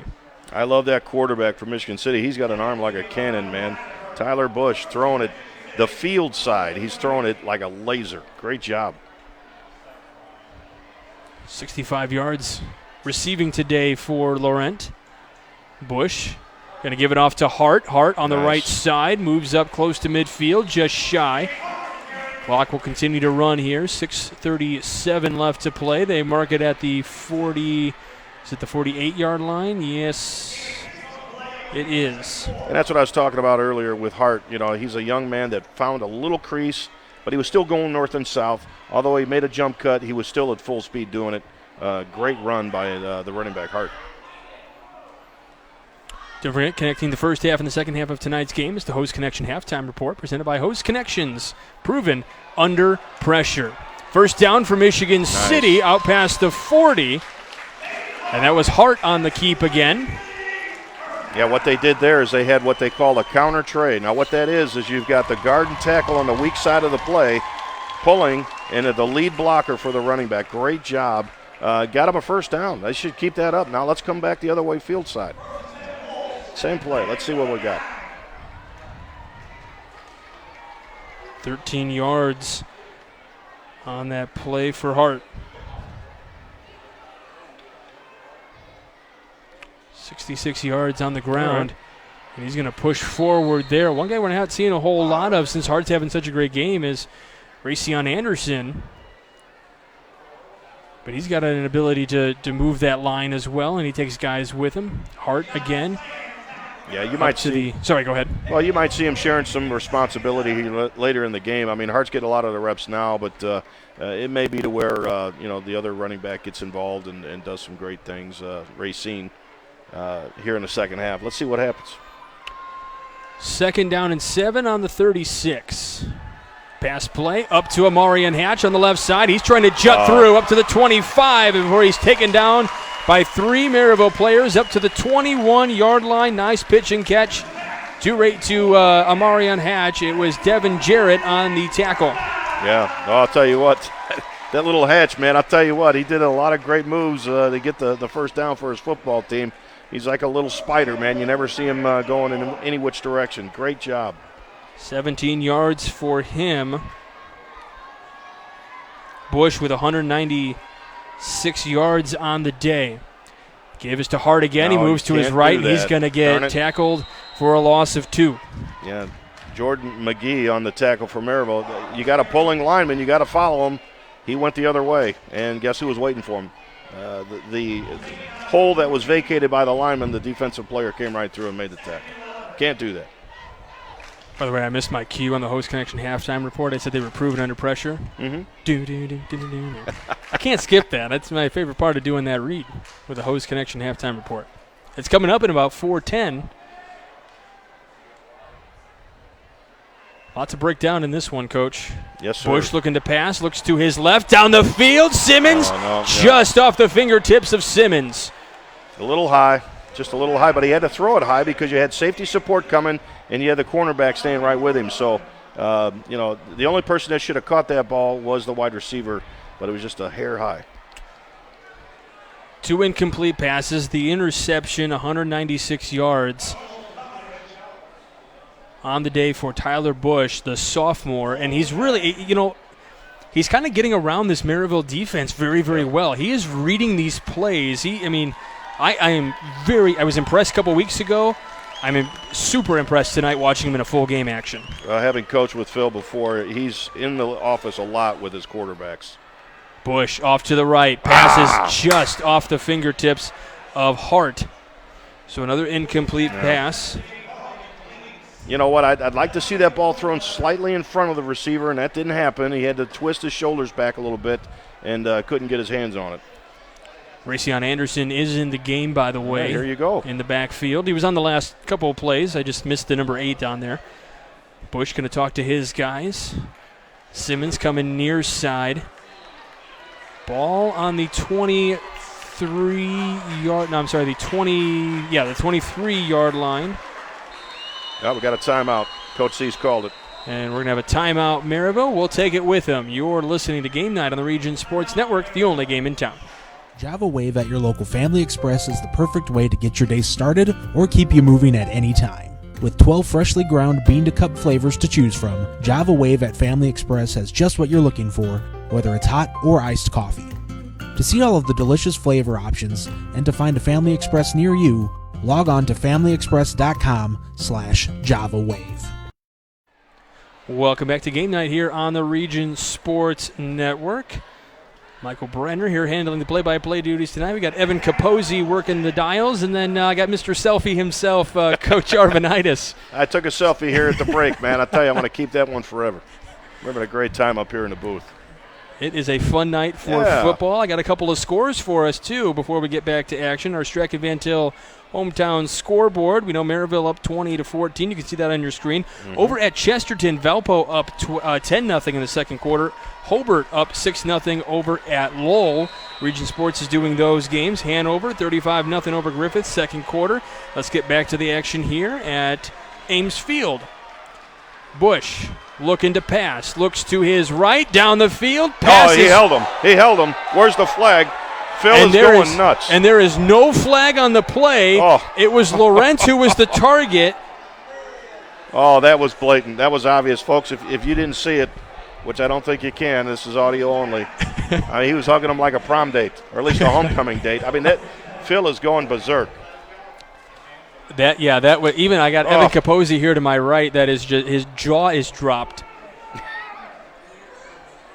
I don't. You know what? There are some officials that are discussing things, but can they? They can't reverse it at this point, right? No. Oh my goodness! Horrible. Now that is not a shoot yourself in the foot type of moment. That is just a blown call. There's no other way to phrase that. As Maryville will take over on downs here. And that near side official on the near side for Michigan City, I mean, yeah, he's going to be bleeding from the ears. Tank keeps the ball on the 22-yard line to start this thing for Maryville. Yeah, there's a little bit of shock here. I'm surprised nothing was thrown onto the field out of anger and protest. I wouldn't have blamed the fans here as the ball started on the 22. Tank runs it for 1. So it gives him 43 yards on the day. 3:20 left to go. Plenty on the play clock. 15. They're showing blitz. Let's see. Watch number 11. He may come. He's the defensive back right there. He's going to back off. The give is to Tank. He juts forward out across the 25 up to the 27. Pick up a 4.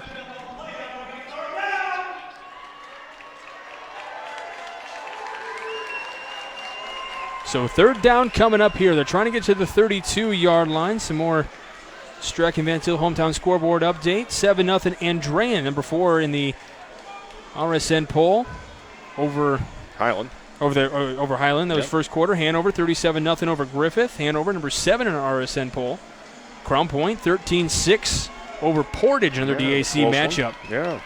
Crown Point number 10 in our RSN Top 10 poll. Nelson looking to pass. He makes the pass complete, and it's going to be for a first down. Justin Marshall again, just his third catch, and for the first time, it's not for a touchdown.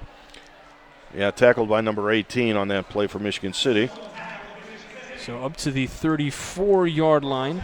Jeremiah Newsom was number 18 for Michigan City.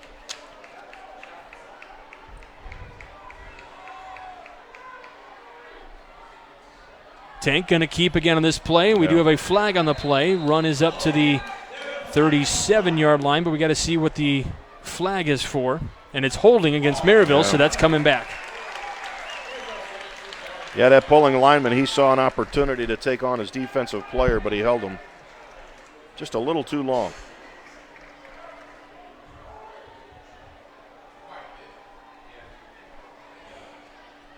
Yeah, it's unfortunate. Michigan City, I'll tell you what, he was in a position on that last drive to make a very good pass, possibly into the end zone, maybe even as short as the 1 yard line. But, man, I'll tell you what, he was held. We saw that from up here. Yeah, we did, absolutely, even with my poor vision up here.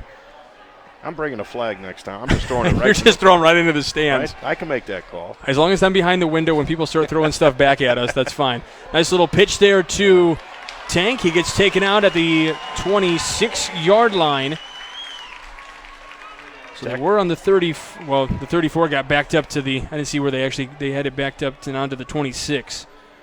Yeah, great work. Great work by the defense for Michigan City. So now they are 2nd and 18. Ball on the 26-yard line. Yeah, see, they're in no hurry. They're going to let that clock run. I mean, they're waiting. They're at 16 seconds on the play clock. Yeah. So this is where I didn't see. Do you remember where they started before they got to the 26? Where the ball was? I didn't see where they marked it. I thought it was like the 18-yard line. All right, we'll just call it the 18. Sure. Nelson looking to throw again to the left. It is caught and hit. Taken down at the 30-yard line. Yeah. Is that number 13 over there, or is that 23? Number 13. 13 for Maryville. And looks like number 13 for Michigan City. Jeremiah Roberts for Maryville. Ramel Bell. Rang a bell on that one. He hit him hard. So 13 up to the 31, so a pass of 5. Oh, boy. Oh, boy. Off to the races. Nelson in for the first down up to the 44-yard line. Yeah, great. First run for Nelson there. Yeah, he couldn't do anything. The coverage downfield was excellent. The quarterback realized as he progressed through his progressions, I'm not going to be able to throw to anybody, so I better tuck it and run. And he did. He got a first down with 27.1 seconds left. So Nelson runs up to the 48.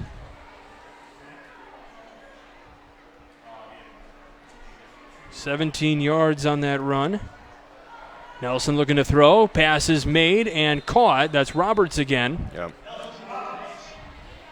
One of the things that they teach at the high school level, at any level in football, is the 2-minute drill. And that's exactly what they did there. They threw it, and he got out of bounds right away.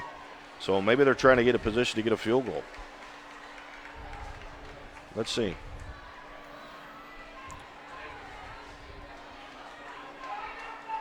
.6 seconds. 2nd down and 8. Nelson with all day to throw off to the left, and the pass is dropped. Yeah. Right at the line to gain by number 10. That was O'Shawn Kelly with that pass incomplete. Now, if you look, number 23 was taking his post pattern right across the field, and it was picked up by a safety, and they were right next to each other all the way down to the end zone. They are not going to let number 23 beat him again. That's twice now that he's done that. And that was a first look at the quarterback. He looked at 23 first and then scanned to his left and then trying to get it to a receiver on his left side. That is Justin Marshall. Nelson. Oh, get it. This one tipped, and it is going to be dropped. But it's going to be 4th down for Maryville. Still a nice defensive stand for Michigan City, but it could have been picked off. It was tipped. I couldn't see that. Was that 16 that had the tip, Coach? Number 20. Okay, 20. Okay, I was looking at the wrong guy. Hold on a second. It's 28. Number 28. So 28 is Woodard for Michigan City. And he's playing end, and he's coming off the end. He's dropping back into coverage. He's not coming hot. There's times where he does, but in that situation, he dropped back into zone. And he saw the receiver right behind him, and he put his paw up and batted it down. So it'll be Michigan City ball here after this punt. Punt going to be made by Angel Nelson. He's kicking it to the right. Laurent coming down the field. Oh, and it's going toward the end zone, and it's going to roll into the end zone. Maryville tried to down it at like the 1 yard line. Looks like, they're waving it off. Right? They are maybe. They're waving it. So that's at the one. No, they're saying it's a touchback. Touchback, yeah. Okay. With 4.9, so not a whole lot of opportunities here for Michigan City, but man. You got one. And we know they can throw. I mean, Bush has been able to throw the ball today. We've seen some amazing plays already on the Michigan City side. One play for 76 yards to Simmons. It's going to take a little bit more than that here, but certainly not out of the realm of possibility here. Well, let's see what they do with their young quarterback. I mean, if you're going to go for it, you want to try a little rub or maybe a crossing route where you disrupt the secondary. It looks like they're just going to take a knee. And I think that's the smart play. You don't want to get anybody hurt in this particular case. So that is how the half is going to come to an end. Nice. Maryville on top, 24-14. This is a game, folks. Don't go anywhere. We have the Host Connection halftime report coming up in just a moment. You're listening to Game Night on the Region Sports Network, the only game in town. Did you know? Wow, they'll prepare fresh fish while you wait. Did you know? They make over 40,000 donuts from scratch every week.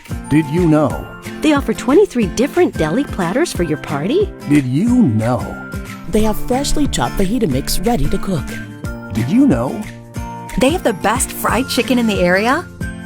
Did you know?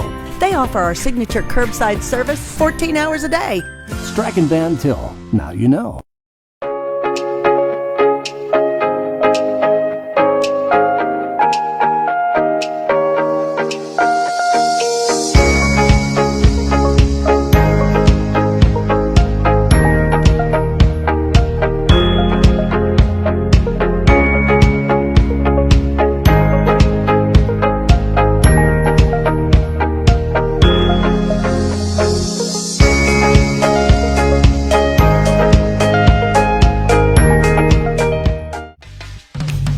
Attention homeowners, ready to start your next project? Need to pay off your debt? Refinance your home? Unlock the value of your home with a Centier Bank no-fee home equity loan or home equity line of credit. Stop by a local Centier branch today or visit us on the web at centier.com/home equity. Terms and conditions subject to change without notice, subject to credit approval. Centier Bank, NMLS number 408076, equal housing lender, member FDIC. It's been said that one man's junk is another man's treasure. But at Total Disposal, your junk is our junk. Think of Total Disposal as that key player that has several options: commercial, residential, or hand off your junk at our Blaine Street Partners transfer station. Total Disposal is more than a service provider. We are an innovator for a sustainable tomorrow, well beyond the curb. For a complete list of services, go to TotalDisposal.com. Honesty and dependability. That's the Total Disposal promise.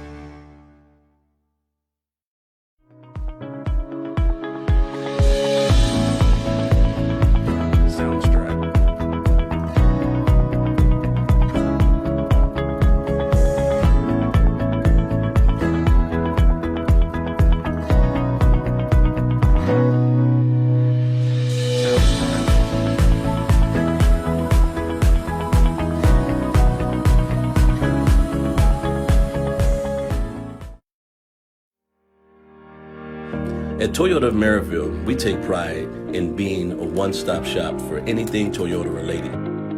The best part of the Toyota Merrillville experience is that we make it easy to do business with us. We have a committed team of professionals that's here to help you do just that. When you come in for service, we will welcome you and have plenty of staff on hand to handle your needs. And if you're looking for a new or pre-owned vehicle, Toyota Merrillville sales team is the best in the business to help you with your buying decision. We practice what we preach. When we say we make it easy, that's exactly what we do. Welcome back to Game Night here on the Region Sports Network. You are listening to the Hose Connection Halftime Report, brought to you by Hose Connections on Kennedy Avenue in Hammond. Visit them on the web at hoseconnectionsinc.com. Hose Connections, proven under pressure. All right, 2014 your score. I can't not do it. 2014 your score, Maryville on top. And it has been quite a ball game. Michigan City has had their chances. They've also shot themselves in the foot. We had a really, really bad call by officials. Maryville also playing really lights out, as we know they can. Overall, this has just been a fun first half of football here, Coach. It certainly is, but I want to take a moment real quick. My Uncle Jim is watching and listening tonight. I want to wish him well. I love you. I know you're out there in the Region Sports Nation land, and one of the greatest coaches I've ever had a chance to coach with, and I just wanted to say hi. Well, there you go. How you doing? Yeah. Now, we also noticed we had a Joe Burrow fan in the house as well. So these Bengals we can't get them out of the house. We're everywhere. You can't stop us. He knew I was going to be here, and he represented. No, You know what? Listen, the first half was a shootout, man. I never thought it would be that way. I thought Michigan City was going to, have a tough go of it. But you know what? They showed, hey, we're in this fight and we're going to win. They're going to do the best they can with the talent they have. And they're going to show the number 1 ranked Maryville that we're in this thing too. It's not easy to push Michigan City around, especially on homecoming. You can see the band out there. They're going to announce the homecoming king and queen here pretty quick. So this is a big game. It's an important game for the fans here in City. And I can't wait to see the second half because I think we're going to see a lot more action, more than we did in the first half. Yeah, I'm excited here. I have some unofficial numbers. I'm sure these aren't 100%. Tank has been on the ground 15 times for 47 yards. That's the leader in the game. Justin Marshall for Merrillville has 3 catches for 82 yards, and Angel Nelson has 110 yards passing. They haven't, the deep ball has been there when they've needed it, but really they've just been grounding and pounding with Tank Logan. Yeah, and you notice you talked about the passing attack. They've been short passes that have gone big, and that's the difference. You haven't seen a very long or deep pass throughout the game by either team. It's a lot of dinks and dunks and so forth, but they're both using their running game pretty effectively, and I'm pretty impressed with the line play of both teams. They're right in this thing, and I anticipate Michigan City getting refocused and coming out here and making the game a lot closer than what we see on the scoreboard right now. Yeah, I'm excited to see the second half. Maryville putting up a really good game. Michigan City really putting up a good game as well. I'm not, we haven't seen a lot of Amarian Hatch in this game, but his presence, just being available, might be giving the opportunities to Hart more so than we realized, because Mason even said that. He goes, that gives me an option to get him out of the slot and put him in at running back, and he has been absolutely stellar. 8 carries for 67 yards for Jaden Hart for Michigan City, and they are making a game of it. I thought maybe this kind of might be a little too much offensive firepower for Maryville, for Michigan City to handle. They are proving me wrong, and I'm happy about it. I like when games are close. It makes our broadcast a lot more fun. And you know what? If you're a coach, you're thinking, I can use Hatch later on in the game when most people are tired. We're running our running back throughout the most of the game, but he's going to be exhausted. But you want to be strongest at the end of the game because that's where it matters most, especially in a close one like this. Yeah, absolutely. On the ground, not a whole lot of rushing from Michigan City, but Hart. I should say Hart receiving for Michigan City. He's been, you know what, I may have been counting a lot of his rushes as receiving yards, so I might have a lot of these stats wrong. So that's all right, though, but he's having himself quite a good game. Traylon Simmons has been a big factor in this one. A catch for 76 yards. He's got 87 on the ground, or total in the game for receiving yards. But man, oh man, that was quite a touchdown. 76 yards from Bush, the sophomore, to Traylon Simmons for a huge touchdown, which really brought this game. It made it 14-13. We stand here at the half, 20-14. Yeah, it was a 20-yard pass that went all the way, and that's what we were talking about. They've got playmakers. You get the ball in their hands, and they're going to make you look like a genius, and that's important. For Michigan City in the second half to get the ball into the hands of the playmakers, minimize the mistakes, and let Maryville know they're in for a shootout for the rest of the game. Yeah, 100%. All right, we are going to step aside for just a moment here on the Hose Connections Halftime Report. You are listening to Game Night of the Region Sports Network, the only game in town. Hi, I'm Crowell Company's Lantern Man. I'll cover your motorcycle. I'll be with you on the water. I'll be with you on the snow. I'll cover your insurance needs wherever you go. I'll be at Crowell Agency from 9 a.m. to 9 p.m. As Crowell Company's Lantern Man, I'm your insurance superhero. Crowell Companies, the insurance professionals in Highland, Maryville, and Michigan City. With electrical services from Economy Electric Heating and Cooling, you can radiate the perfect amount of light and energy into your home. From rewiring and code upgrades to ceiling fans, lighting, security, and more, Economy Electric Heating and Cooling's trained electricians will make sure you can enjoy your home on full power all the time. For a free estimate on electrical work, call Economy Electric Heating and Cooling at 219-923-4441, and you can visit them on the web at 4ajobdoneright.com. That's the number 4ajobdoneright.com. Credit Union is the better option for personal and business banking. Buy a car, remodel your home, pay for an education, expand your business. Tech Credit Union can help you do these things and more. You'll enjoy the latest banking services, but without the cost of the big bank relationship. With branches throughout the region, fee-free ATMs nationwide, and online services, they're convenient too. Learn more at techcu.org. Contact any branch or call 800-276-TECH. Tech Credit Union is an equal opportunity lender and federally insured by the NCUA. Four Seasons Mechanical proudly serves Northwest Indiana, providing quality, reasonably priced, reliable service. With a quality and comfort guarantee, the professionals at Four Seasons Mechanical offer a wide range of services in heating, ventilation, and air conditioning. Whether it's residential or commercial, Four Seasons Mechanical is there 24/7. To find out more, the website is fourseasonsmechanical.com or give them a call at 219-756-7020. Four Seasons Mechanical, your indoor air quality specialist.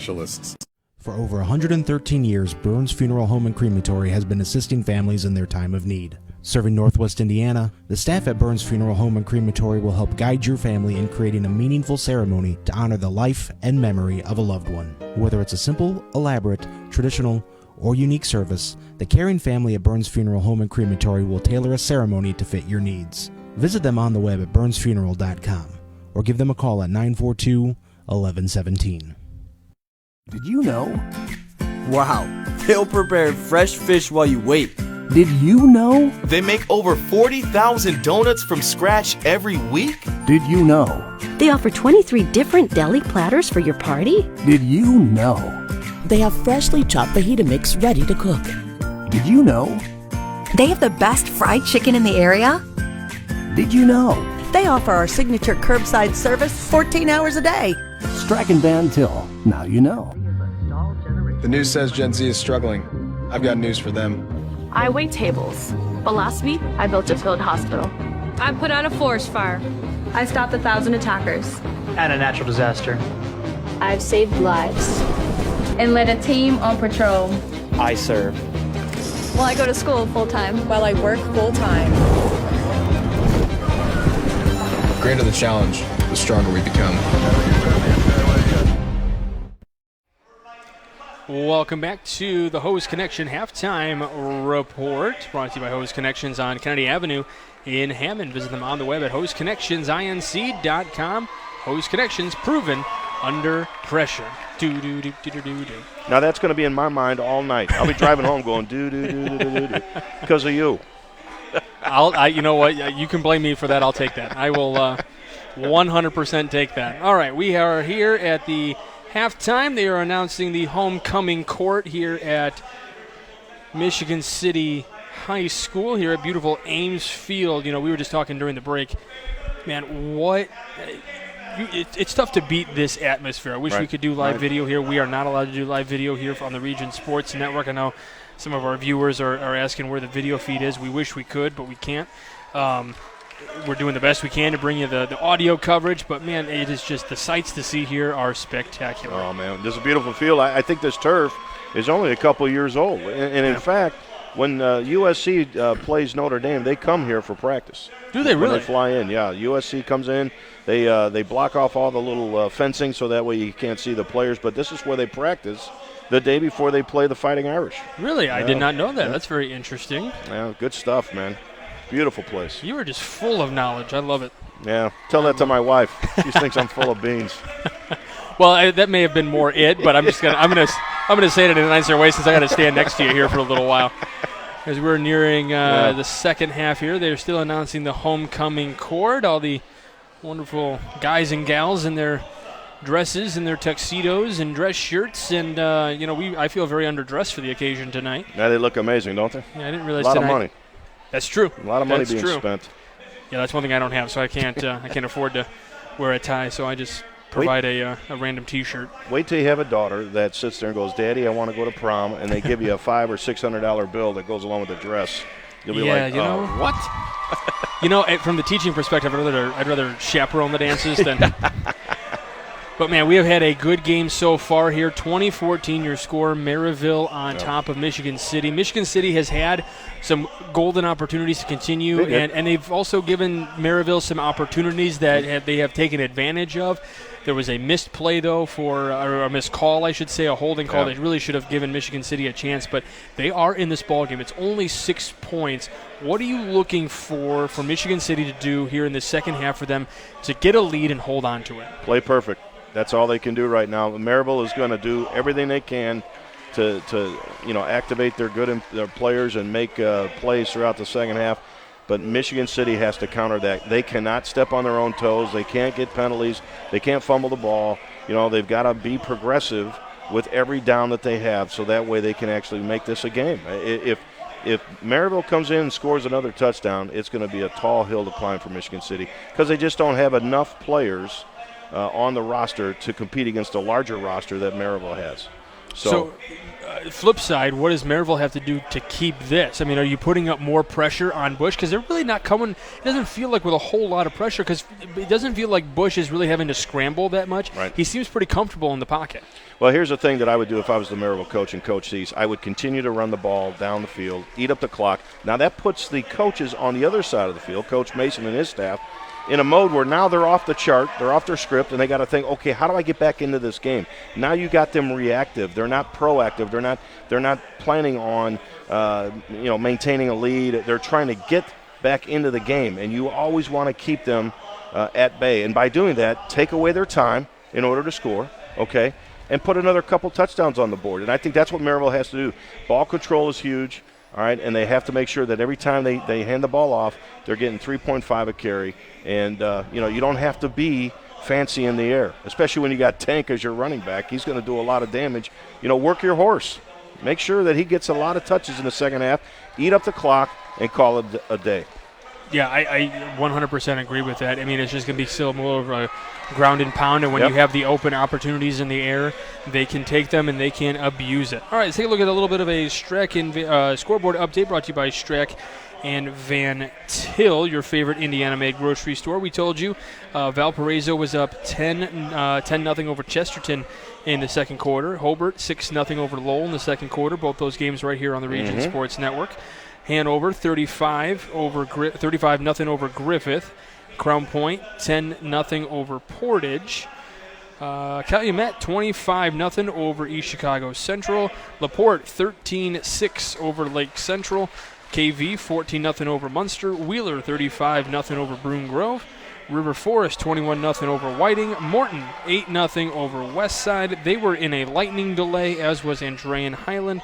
Andrean leading 14-0. They are back to resuming play. So there must be some weather over a little bit over the other direction of where we are. I'll check the weather in just a minute.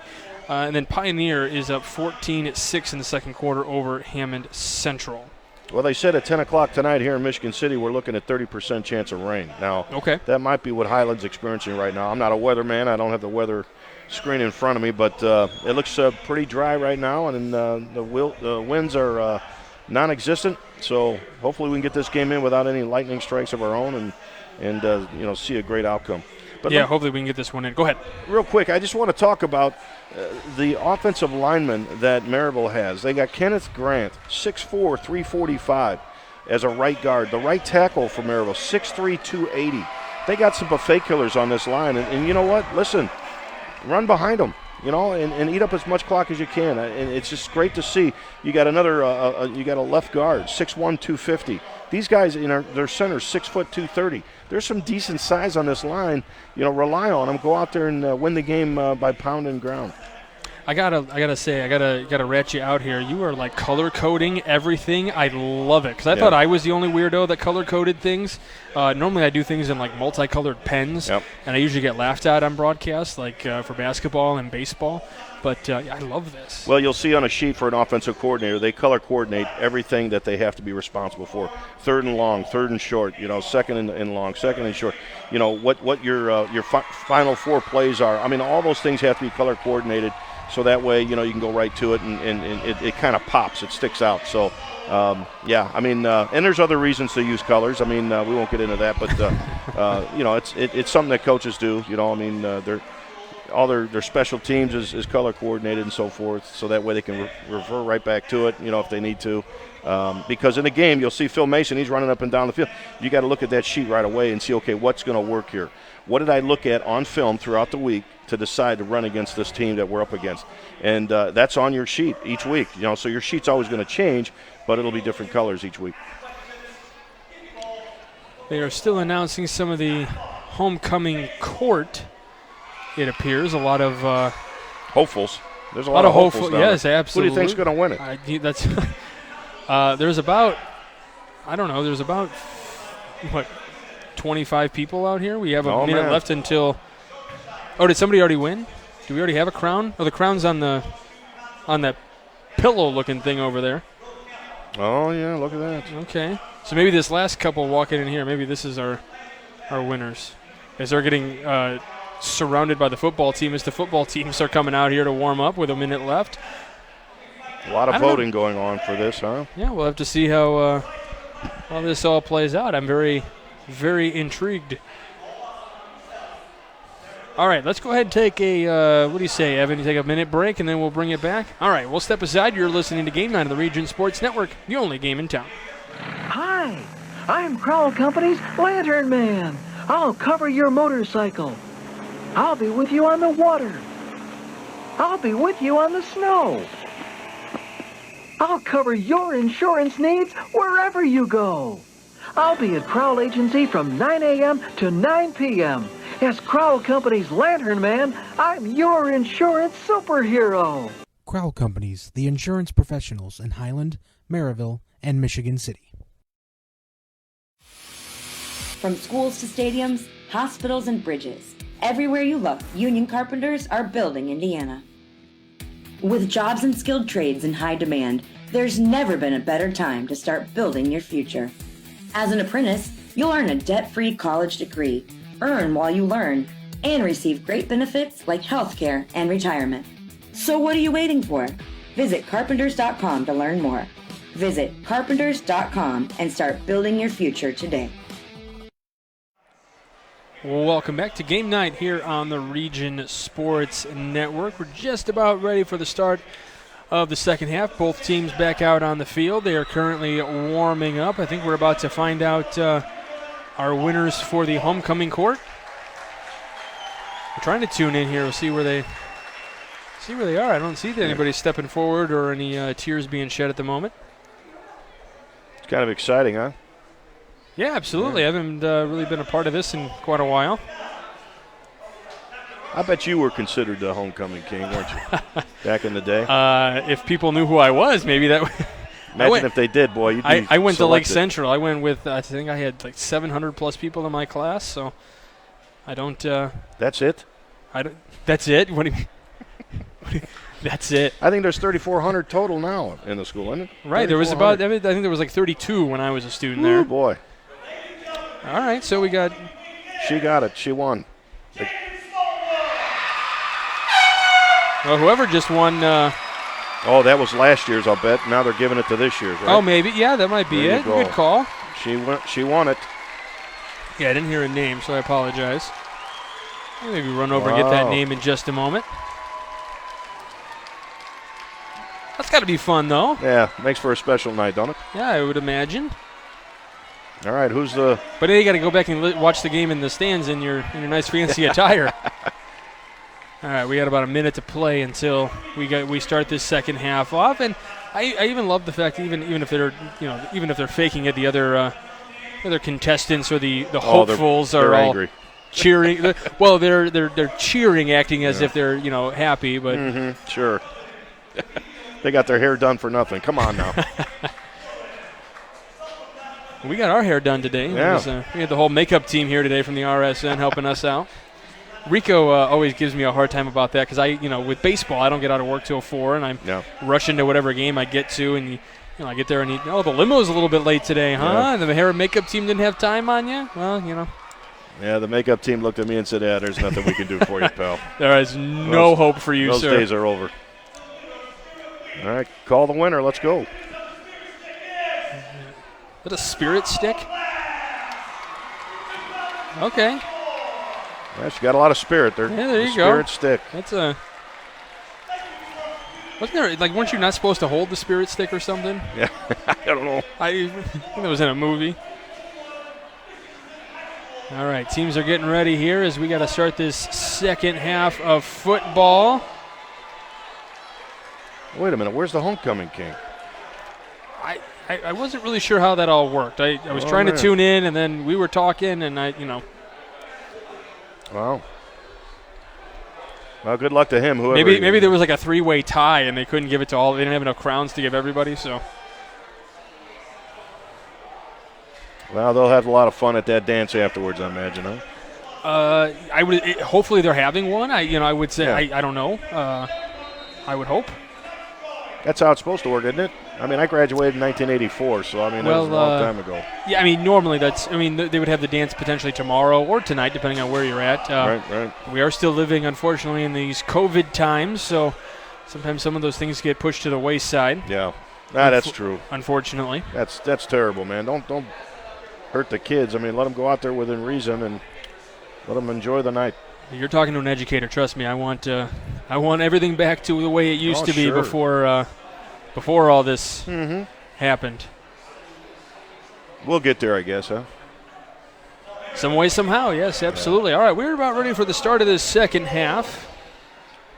If I had one of the most interesting diatribes the Region Sports has ever had there for a little while. Oh, yeah. All right, Maryville kicking things off. This will be Alvarez to kick off, and Michigan City will receive, and they will catch it at about the 11-yard line, pushing forward up to the 30, off to the right, up to the 35, and out at the 40-yard line, pushed out of bounds by number 23. Let's look at the defense. Justin Marshall, and then number 2 for Michigan City was the returner. Looking at my depth chart feverishly here. That is to Elijah Robinson. You got to put more color on it. Apparently, yeah, you're right. So it'll be Michigan City football to start. They have pretty good field position here, starting at their own 40-yard line, trying to get to the 50. Yeah, got to play perfect now. No miscues, no mistakes. Here we go. Hart in the backfield. Raytheon Anderson in motion off to the left, 2 wide receivers on top. It is a pass play lateral to Amarian Hatch, who juts forward, 45, spins and comes down at about the 49-yard line. They're going to go in between the 48 and 49, so we'll mark it at the 49. A 9-yard pitch and catch for Amarian Hatch. Tackled by Jordan McGee for Maryville. It's second down and 2 yards to go. So they mark it at the 48 officially, excuse me. What do I know?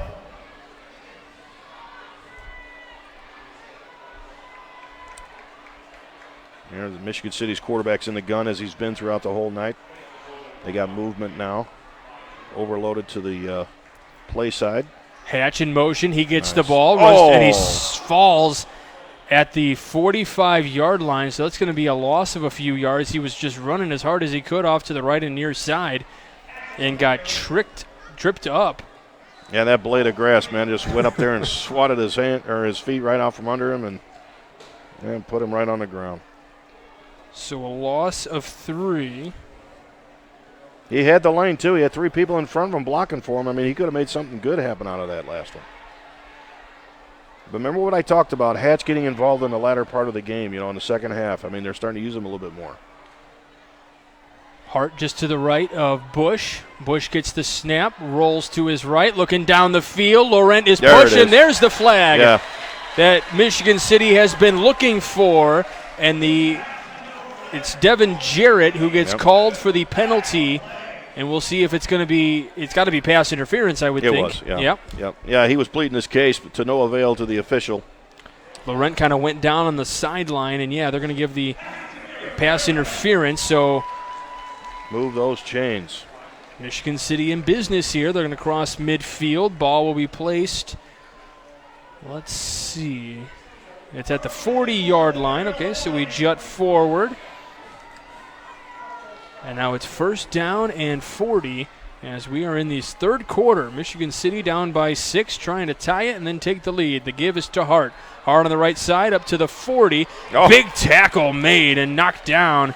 Wow. That was 90, Jordan McGee. Yeah, he was angry the last time. Boy, I'll tell you what, he made up for it on that play. So a couple of yards picked up there off to the right side. Hart with the carry there. I'll tell you what, the hits that Maryville's putting on this Michigan City team has shook this stadium. I mean, they're hitting hard. Well, that's one thing we definitely know about this Maryville team. You've seen them in weeks past. This is just a loaded team up and down no matter what side of the ball you're on. Second down, excuse me. Pass or the rush forward. It looked like it was Jaden Hart again on the carry. Yeah. Moves up to the 46-yard line this time. I'm sorry, 36, excuse me. Keep in mind, too, what I talked about at halftime. You know, the falling over without being tackled. I mean, that's a miscue. That's a mistake that they cannot have in a drive like this. They've got to make every play count to go against a very powerful Maryville program. 3rd down and 6 coming here. They need to get to the 30. They're on the 36. Bush looking to pass to his right. Pass is pushed, and we might see another flag. No, they're not gonna give it to him there was definitely a push in the back against Hart. Certainly, I thought a case for a flag potentially. Yeah, no, you know what? Now, you're 4th down, your ball's at the 36-yard line. What do you do? What would you do? Me personally, I'm all in favor of going for it. Yeah, it looks like they're going to bring the punt team out, and what they want to try to do is get the coffin corner now. You want to make Maryville go 90 yards for the touchdown instead of 63 yards. So it'll be Talijah Robinson to punt this one away. Yeah, I feel like you got to give, and that just might be because of the fact that Bush is a sophomore quarterback. You have faith in him, but do you have that much faith in him? And I don't think that's necessarily, this isn't a bad statement against your trust to Bush, I wouldn't think, right? This is just, what, we're in a situation where we had a couple of good drives. We want to keep this a 6-point game. We don't want to turn the ball over here. We want to make them, go farther down. But there is a penalty, so that's going to. There's a false start. Or a false start, yes. On Michigan City. So that pushes the ball back to the 41. No, you're right. But you know what? There's plenty of time in this game, so you really want to start using field position as a weapon. And this might actually work out a little bit better for Robinson to kick this one in where you said the coffin corner. It gives him a little bit more room to work with. Right there in the corner. Get in there. Oh! Yep. Maybe at the, he's saying at the 15, 14. So 14. There you go. Well, maybe not. He's coming back. The official's coming back. He's walking a little bit. Yeah, 19. 19. Okay, that's still not bad for Maryville. Mm-hmm. But or for Michigan City against Maryville, I should say. He tried to angle it at the corner there. You see how that was a smart move. It's like you've coached this game before. I tried. Make sure you stay with us after the game as we'll name the Crowell Companies Lantern Man superhero of the game. Crowell Companies are the insurance superheroes. All right, 1st down and 10 at the 19 for Maryville. We'll have to see what they come up with here. Do they stick to the ground, or is Nelson going to go to the air? Now you got Tank back there. You might as well.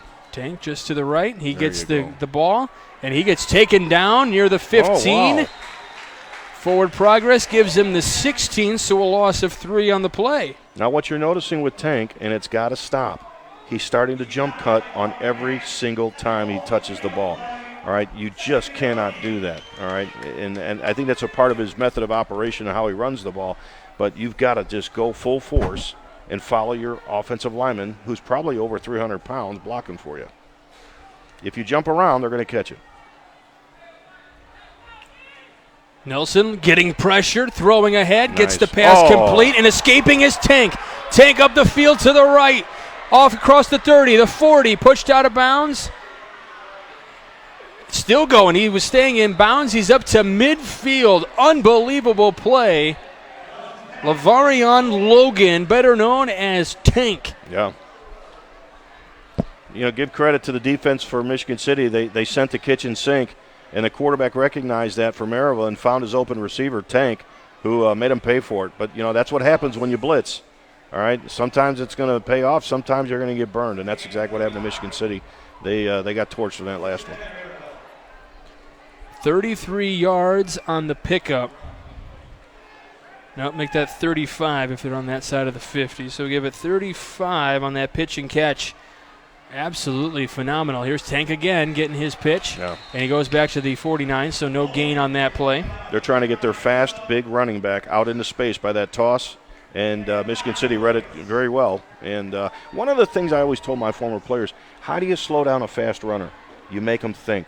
And you notice with Tank a lot where he's jumping back and forth, he's thinking a lot. And by that, the defensive players are catching up to him and making the tackle behind the line of scrimmage, and he's got to just run straight north and south. And we have a whistle and a timeout taken by Michigan City. Yep. So we will take it with them. You're listening to Game Night of the Region Sports Network, the only game in town.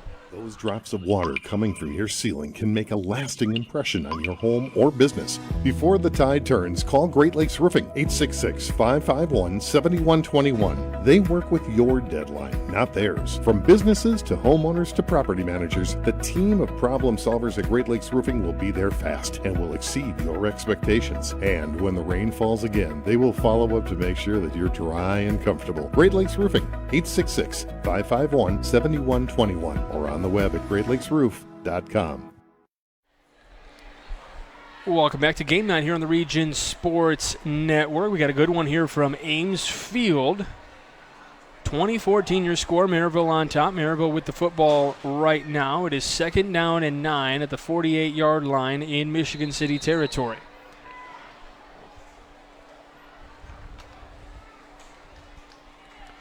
The give is to Tank. He juts forward, breaks free up to the 30, and wrangled down to the 25.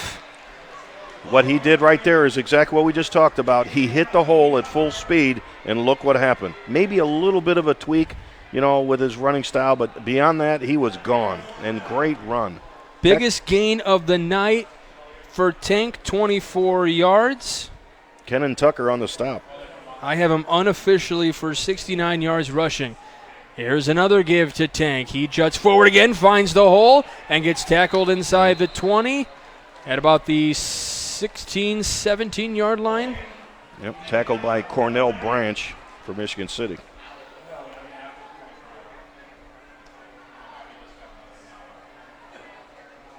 Tank again. Inside the 15 now. It's a first down. Ball now on the 13, a pickup of 3 there.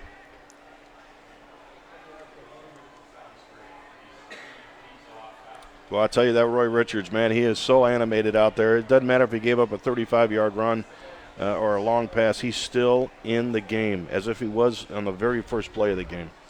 Here's what the defense really needs to step up for Michigan City. They do. They got to.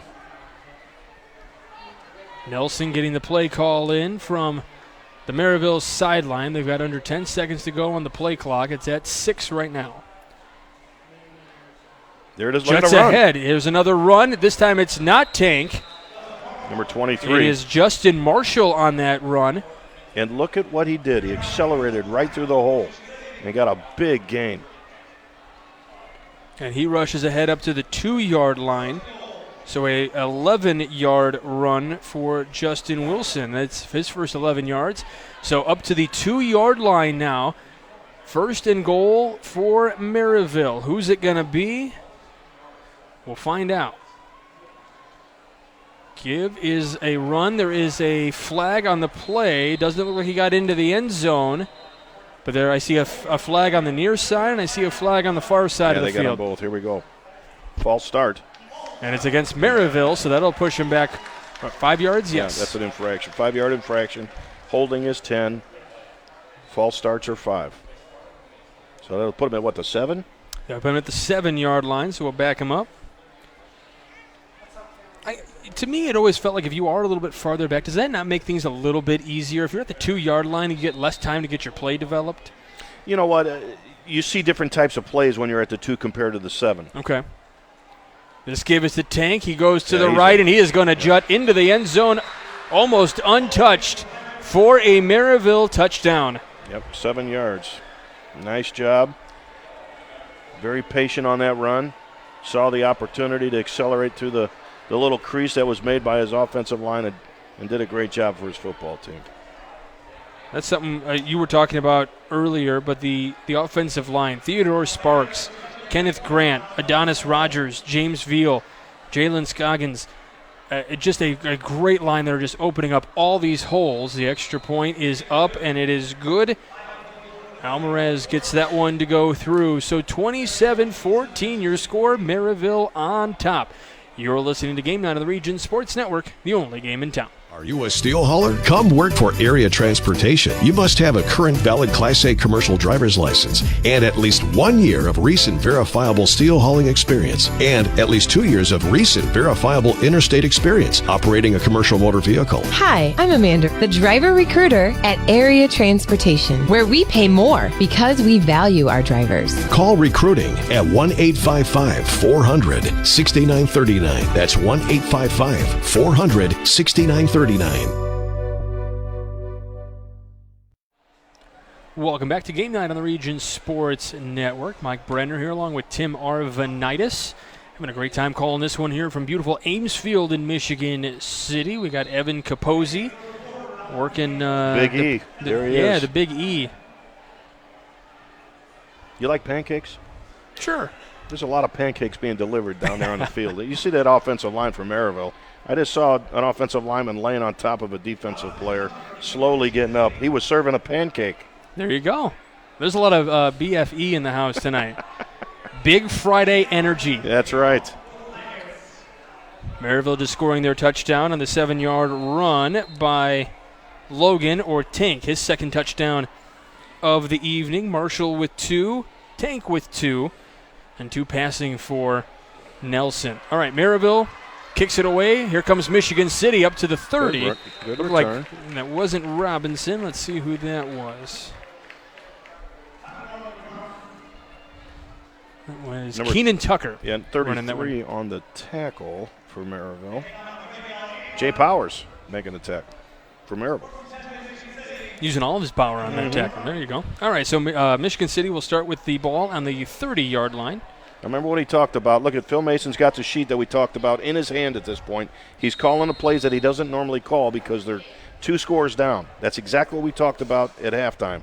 It puts him, out on an island where he doesn't want to be. He's got to call plays differently now. All right, here's the first play, and it is to Jaden Hart. He runs ahead up to the 32, so a run of 2 yards. Yeah, he's on his script right now, calling plays we're not going to see normally throughout the game. He wants to get a touchdown. He's got to get one now, so that way he can prepare for another one to win the game here in the fourth quarter. He has got 80 total yards on the day as Jaden Hart between receiving and rushing. That's amazing. Simply amazing. He's having himself a good game. Mm-hmm. Do you like cars, Coach? I love cars. I'm going to a car show tomorrow, in fact. Look at you. Okay. Yep. What would your favorite kind of car be? My first, a 1977 Monte Carlo with a Landau top and a sunroof. Bush in motion, runs out of bounds as he had to scramble, runs out of bounds at about the 36-yard line. So that was a nice big gain there. 6 yards on the scramble from Bush. Yeah, great job. He knew what he had to do with the ball. He tucked it and ran. 3rd down and a manageable 5 coming up. The reason I ask is because Jaden Hart, they have a family tradition. I mentioned this a couple weeks ago, but they have a family tradition or a family hobby, if you will. His grandpa works on cars, actually has a car shop up in Milwaukee, and he is works on like rebuilding cars. Nice. And Jaden Hart does with his family. Bush, hands off. This is Hatch. Hatch jutting forward, breaks a tackle up to the past the 45-yard line, takes it down to about the 48. Big pickup there for Amarian Hatch. Yeah, he was tackled by Tyrese Frazier, 5'10", 175-pound senior defensive back. Remember we talked about... That was a pitch or was that a throw, technically? It was a throw. Yeah. Okay, so we'll give that to Bush as well. So and pickup of 12. And who did he give that to? Amarian Hatch. Remember what he talked about, Hatch getting it in the second half? You're not seeing as much of the other running back that we were seeing in the first half get the ball. All right, just under 4 minutes to play. Maryville up 27-14. First and 10 here. Down the field, looking for a receiver, and he's got his receiver up to the 25-yard line. That was a back shoulder throw made by the quarterback. Great job for his wide receiver, number 20. That's Amarian Hatch again. Yeah, great job. Up to the 25. A great play to Amarian Hatch. We spoke about it moments ago. Phil Mason he's opening up the playbook now. He's got to find the plays that are going to work because he's running out of time with 3:35 remaining here in the third quarter. 3:30, first and 10 on the – they have it on the 29, 29. Bush throwing down the field, and we're going to have interference on Laurent again.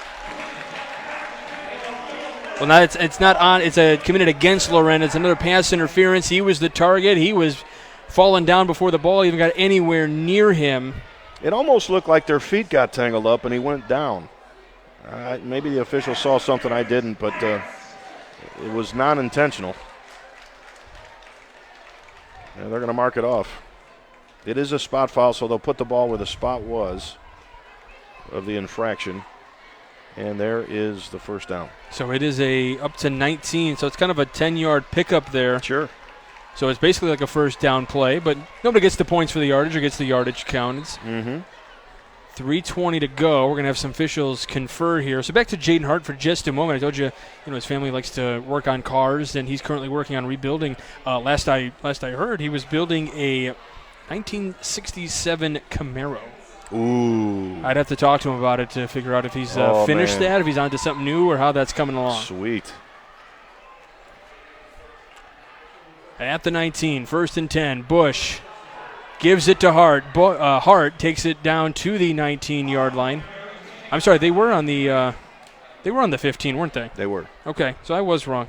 I'm looking at my numbers wrong. What I'd like to see with their quarterback is to run the same play except keep it himself, because that trailer coming off of the edge for the defensive end for Maryville didn't even recognize that the quarterback could have been a viable option there. So, it may happen. Let's see. So Hart gets a yard.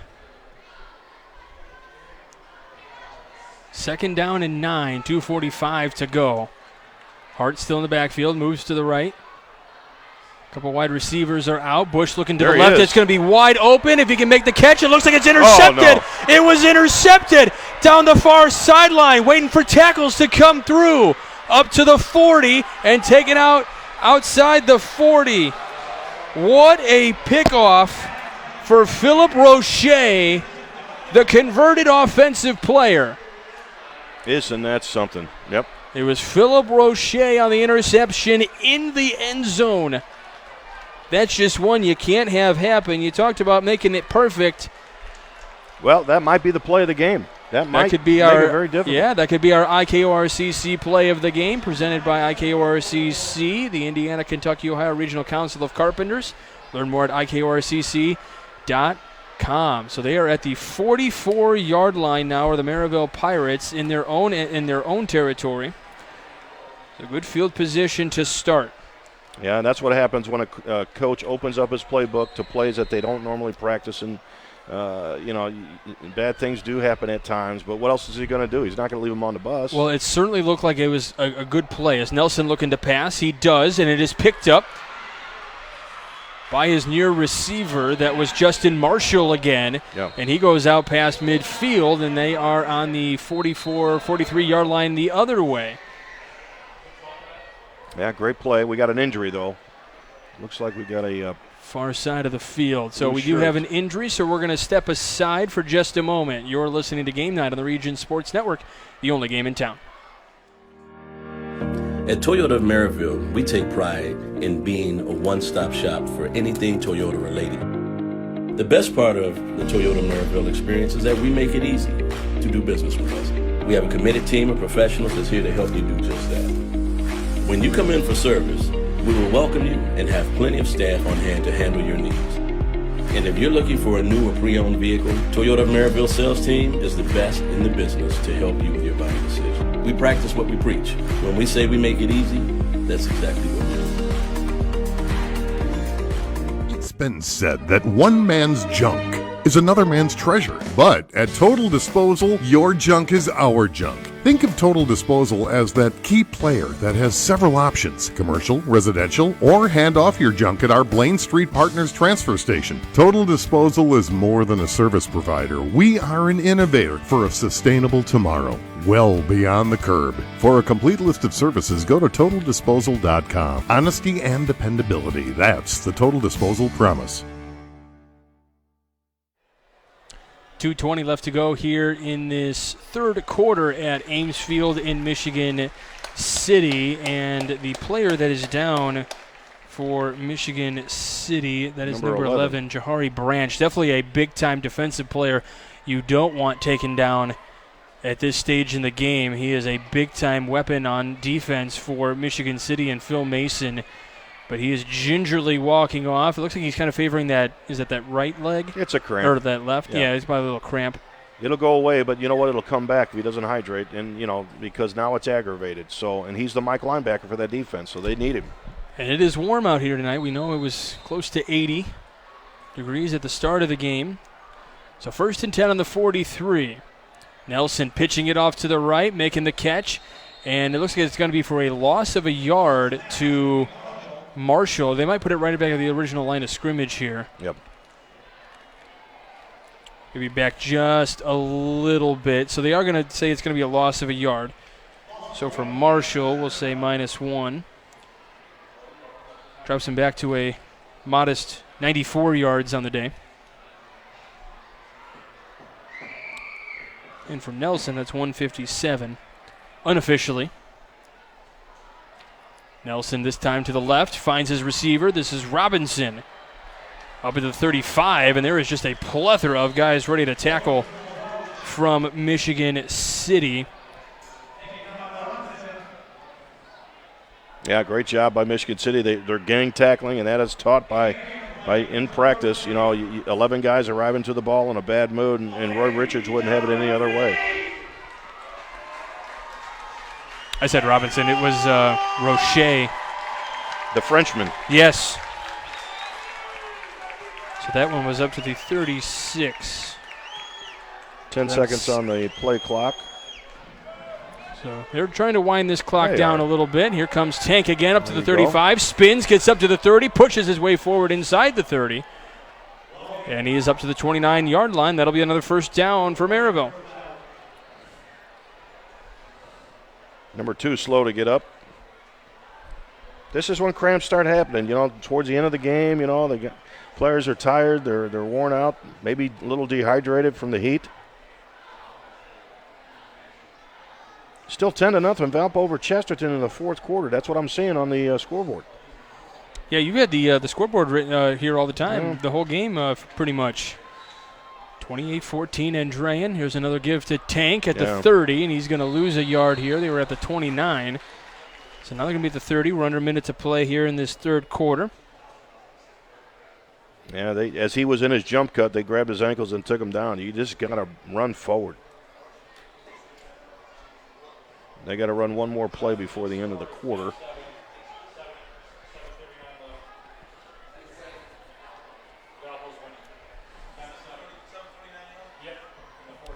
Yeah, Calumet winning 45-0. They're number 10 in our Ascend poll this week. Here's the little pitch off to the right. That's Young. Young heading to the end zone, and he is going to get in for another Maryville touchdown. Number 26. Yep, Peyton Young. 30-yard. Nice job by the swing back. He got the little toss and catch, got to the sideline and turned on the speed. Great job. Now they're going to try that extra point here.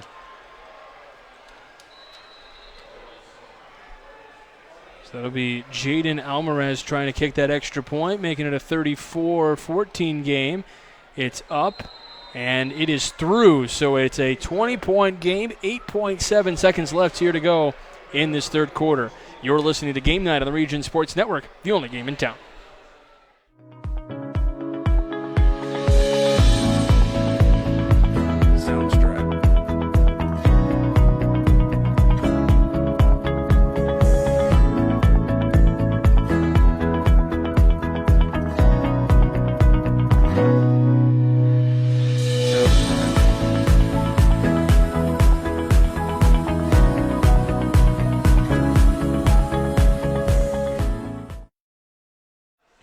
Welcome back to Game Night here on the Region Sports Network. There is 8.7 left to go in this third quarter. Maryville has just taken a 20-point lead.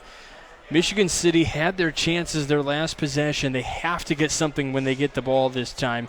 And I think the third quarter is going to come to an expire, basically. The ball is going to hang in the air for a little while. And I would, maybe run it and try to get, just get it down at the best field position you can.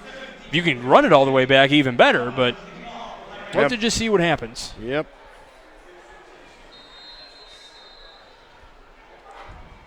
Looks like the ball fell off the tee there. You know what? I'm quite impressed with Michigan City and their style of play tonight. They've had a couple of shortcomings, but, they're not far off. And it's not how you start. Like I said, it's how you finish. I talked to Coach Mason before the game, and he said he can't wait to the tournament. So he wants to get back involved in that, and he may surprise some people. Well, they have an interesting sectional. I know I was looking at the teams earlier. I didn't write them all down.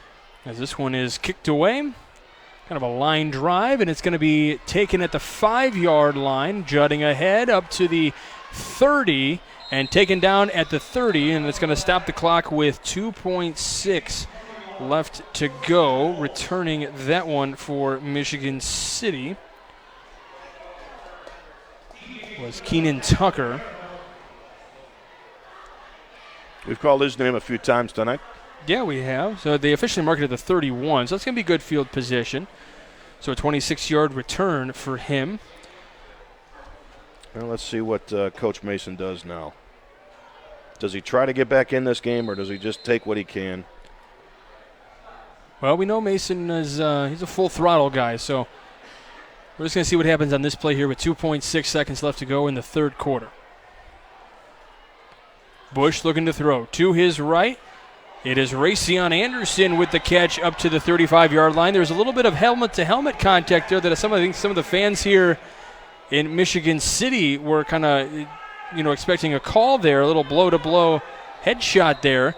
As that's how the third quarter is going to come to an end as it comes up to the 35. You're listening to Game Night on the Region Sports Network, the only game in town. Are you a steel hauler? Come work for Area Transportation. You must have a current valid Class A commercial driver's license and at least 1 year of recent verifiable steel hauling experience and at least 2 years of recent verifiable interstate experience operating a commercial motor vehicle. Hi, I'm Amanda, the driver recruiter at Area Transportation, where we pay more because we value our drivers. Call recruiting at 1-855-400-6939. That's 1-855-400-6939.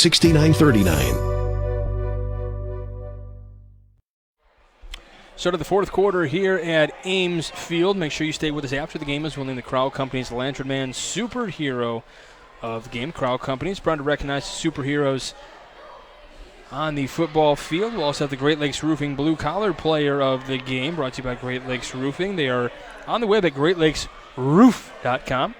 Then we got the IKORCC Play of the game. Learn more at IKORCC.com. All right, Michigan City, second and, let's see, is that 6 or 8? They picked up 3 the last time. Bush getting pressure and taken down at the 30-yard line. That Maryville pressure came up quick, and that was really the first time I can really think of that Bush really kind of felt that pressure in the pocket. Do you know why? It's the fourth quarter. They're tired. Kenneth Grant came in like he was untouched. That guy's 345 pounds, 6'3". He's going to end up somewhere. I don't know where he's going to end up, but he's going to end up somewhere where that we've heard of. And very exciting style of play for him. He's such an aggressive player, and he's got speed at that size. So if you're listening, college scouts, get over here and check him out.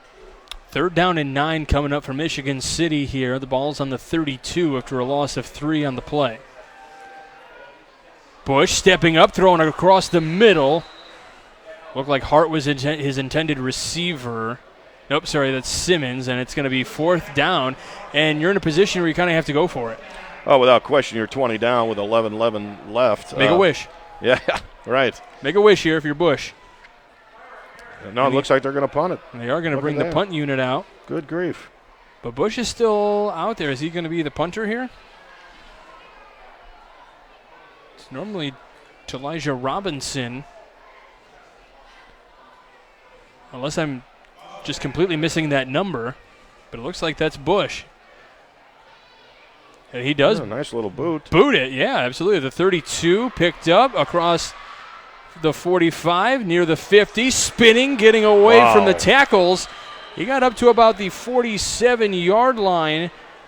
That was Justin Marshall on that return. Really impressive play there. He wouldn't go down. No, you know what? He had a great effort moving the ball forward. A couple of things that I worry about is when they try to spin out of a tackle, they got to be careful because sometimes when they've got your ankle and you spin, your season's over. You just got to be careful with that. I've seen a lot of spinning going on in this game by both teams. I know Evan Capozzi is trying to feverishly look up if there are any colleges looking at Grant right now. Well, there better be. He's worth the price of admission, I can tell you that. Nelson hands the ball off the Tank. He jumps it up to midfield and across midfield up to the 49. And that's all they need to do for the rest of the game is keep it simple. Tank will get them to the promised land. They run the clock down, the play clock down to like 4 seconds, and eat up a lot of that game clock, and send these kids off to the homecoming dance. What is your go-to dance move, Coach? Oh, prepare to be amazed. You ready? Here it is.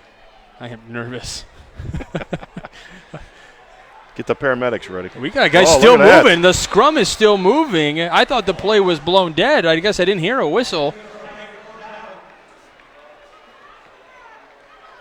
And it's going to end up being a first down. Yeah, great job by the running back, Tank. Keeping his feet moving the pile. Great effort. So up to the 41, a gain of 8, and it's a Maryville first down. Yeah, I can't show you a dance move tonight because I got to get warmed up. It's going to take about 30 minutes. Got to stretch before. Those are always the best ones. All right, we're at 10 seconds for the play clock. They're eating up the clock now. Coach Cease is very good at doing that. We're down to 4. There's the snap. The give to Tank again. He blocks or gets around one block off to the left side. He's off to the races and taken down at the 20-yard line.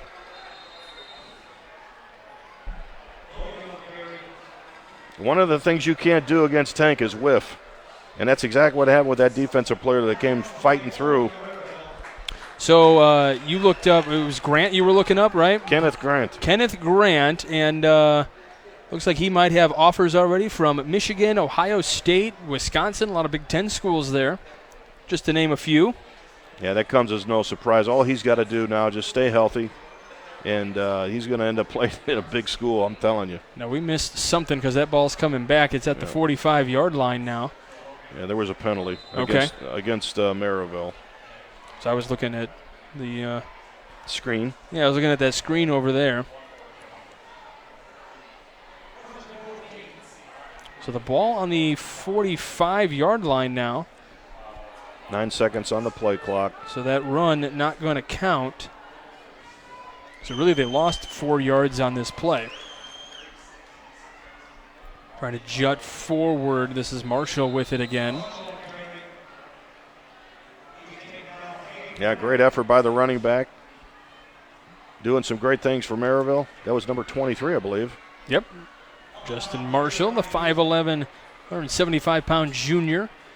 Got it up to the 41, so it's a gain of 4. I like that kid. I think he's going to be extra special next year, too, when he's a senior.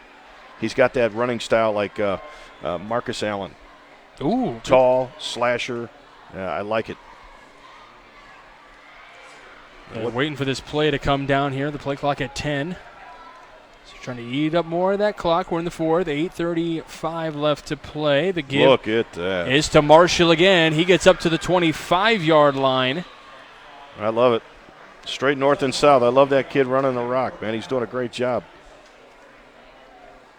16-yard run up to the 25. Yeah, not a lot of talking going on the Michigan City sideline. They're not happy with where they're at right now, especially on homecoming. 1st and 10, ball spotted at the 25-yard line of Michigan City. I appreciate when I'm writing things down. You picking me up there. I appreciate you. Just over 8 minutes left to play. Give us the Tank off the left side. He moves forward up the middle, taken down near the 20. I think that's where they are going to spot it up to the 20, so it's a gain of 5. If I have that correct. Do you think there's any more gas left in the tank? Yeah, I would say there's a lot left. They officially mark it at the 21, so a gain of 4. 77 yards. How did I do that? I am way off on that. He's way over 100 yards today. Yeah, he's a great young man. He's a tough running back. I love his style of play. I'd like to see a little bit more north and south out of him. He's trying to make something special happen with his feet. Sometimes that works. Sometimes you don't need it. Sometimes you just got to put your shoulders down and go get it. So it's 2nd down and 11. Ball on the 26. Boy, that Chesterton team, 10-7 against Valpo right now. They're losing, but they're right in that game. Yeah, absolutely. Oh, and my. Valpo's just as loaded, and we have whistles and a timeout taken by Maryville, so we will take it with them. You're listening to Game Night on the Region Sports Network, the only game in town. With electrical services from Economy Electric Heating and Cooling, you can radiate the perfect amount of light and energy into your home. From rewiring and code upgrades to ceiling fans, lighting, security, and more, Economy Electric Heating and Cooling's trained electricians will make sure you can enjoy your home on full power all the time. For a free estimate on electrical work, call Economy Electric Heating and Cooling at 219-923-4441, and you can visit them on the web at forajobdoneright.com. That's the number 4ajobdoneright.com. Welcome back to Game Night here on the Region Sports Network. Mike Brenner here along with Tim Arvanitis. Evan Capozzi working the production tonight. Stay with us. Stay with the Region Sports Network after the game as we send it back to the Centier Bank studio. Nathan Laird and Mike Byer will be on hand to recap all of tonight's action from around the region. You might also get some of, were you doing selfies over here earlier, Evan? Were you doing selfies over here earlier? So some of those might be featured on our nice. Centier Bank studio shots tonight. He's going to send those in to Nathan. Or are those only on Snapchat? Gotta call out the producer here. That's right. Doing a great job tonight, by the way. Kid's like 12 years old, too. I kid. Deep ball. Oh, there he is. Oh, and just off the hands of the receiver for Maryville. No flags on the play. Yeah, great effort by the receiver, but he was blanketed by that defensive back. That was Tyrese Frazier out there. I kid. Evan is not 12 years old. He is just freshly graduated from Lake Central, correct? Yes. Nice. So that's a bond we share. We're LC grads. Well, that's 3 of us.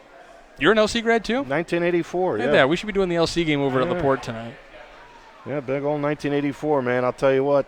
Great times. 1984. I wasn't even around yet. Come on. Now I need help to the car. I can't believe you just said that. Give me 7 more years. Ooh, Tank boy. with the ball, running ahead, getting around a tackle, meets another one, bounces right off and into the end zone. From the 26-yard line, Tank runs it in for another touchdown, his 3rd of the night, this time from 26 yards out. Like I said, you don't need to throw it that much when you got a running game like that, number 23 and number 4, Tank. Yeah, I love it. Yeah, great action, great play by Maryville. This game is all but over with 7 minutes left, 40-14 with the extra point coming up.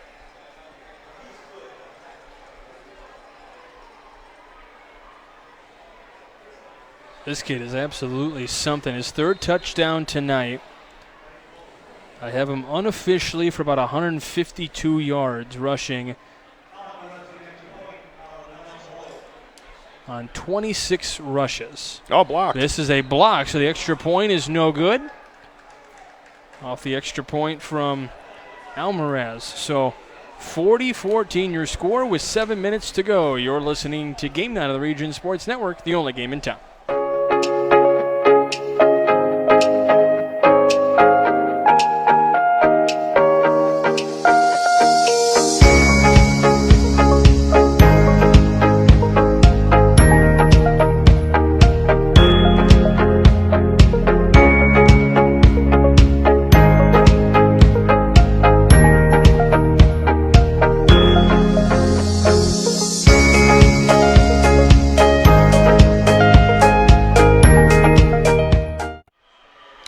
Stay with Region Sports after the game as we send it back to the Centier Bank studio. Nathan Laird and Mike Byer will be on hand to recap all of tonight's action from around the region. And when they talk about this game, it's going to be kind of the same story they've had, just these inopportune moments for Michigan City as they've had in multiple weeks. Now, don't get me wrong. Michigan City has been running the gauntlet for 3 weeks. Chesterton, Valpo, Maryville, the 3 best teams, arguably, and there's really no argument that they are the 3 best teams in the entire region. They are the top 3 in our RSN poll, and they are that way for a reason. That's 3, just brutal matchups for any team, let alone a really good Michigan City team who still comes in at number 5. The kick is away for Maryville, and Michigan City going to start with field position at about the 32-yard line of their own. Well, here's the exciting thing for Michigan City. They're young. I talked to Coach Mason. He dressed 10 freshmen tonight. That's a testimony to the 10 freshmen, but they're a young group. And if they keep playing at the level and at the way that they're playing tonight, they're going to be one of the top-tiered teams here in the next few years. And I think people have to recognize that and realize that. Coach Mason, his cupboard is half full. It's not half empty. Well, and this team, they can fight. This one's getting away from them quickly. They have, there was a close game at half. This game, they had a tie game against Valparaiso last week. It was 28-28 in the fourth quarter, and then the rails just kind of fell off. They lost 49-28. They've mustered 2 touchdowns here tonight against a really good Maryville team. They are the number 1 team in the region. As Bush steps up, looks to throw to his left. It's almost intercepted, but it's just off the fingertips. Bad read by the quarterback. You got 2 people covering his receiver, and he throws it anyway. You can't be doing that. He was under a little duress. But you know what? Listen, Michigan City, they've got the talent. Yes. But the problem that they don't have right now is they don't have a number of extra kids on the sidelines where Maryville does. They dressed maybe 50 tonight. For a school this large, they should be dressing a lot more. So if there's a young person that's listening to this radio broadcast tonight, they need to come and be a part of this high school football team. We need to get this roster bigger so that way they can make a legitimate run moving forward. The give is to a Marian Hatch, who tries to run to the sideline and then juts his way to the left to try to gain a couple of yards up to the 32. Because you keep talking about how they're, the wheels are coming off and this and that. And what I'm seeing is that they're very tired. They're fatigued. And I think that's what it is. They just don't have enough extra players to give them that blow that they need throughout the entire game. So here in the fourth quarter, they are going to be, struggling a little bit. But this is a situation for Tyler Bush, the young quarterback. It's certainly an opportunity. What can you still do when your team's down this big? What are you going to do to show Coach that you deserve to have the starting job the rest of the season and going into the next year? Just be smart, like this one right here. Throw into the left and a nice catch made by Hart up to the 42-yard line. What a play. Yeah, he just has to show the coaching staff that, I'm going to play smart on every down. And, if there's a pass to be made, make it. If there's not, tuck it and go. Be intelligent in that position because that's what you need. You need somebody at the helm that is going to be making smart decisions. And he's not far off. He's only a sophomore, for crying out loud. He's got 2 more legitimate years to grow in this offense, and I think he's going to do very well.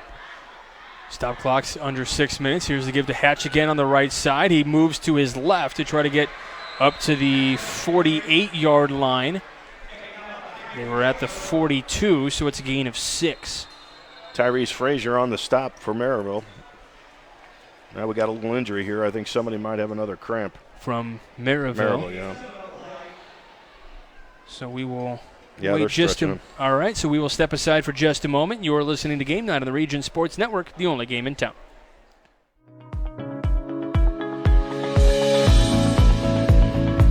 Soundstrap.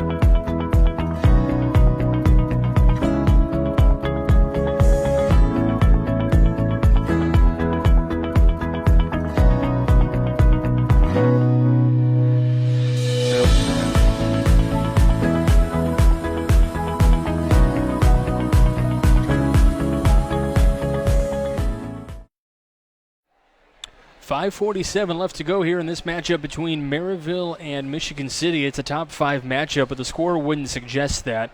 But we've been talking about this for the last couple of minutes now. Michigan City definitely has the opportunity to still be a very good team. Oh, they do.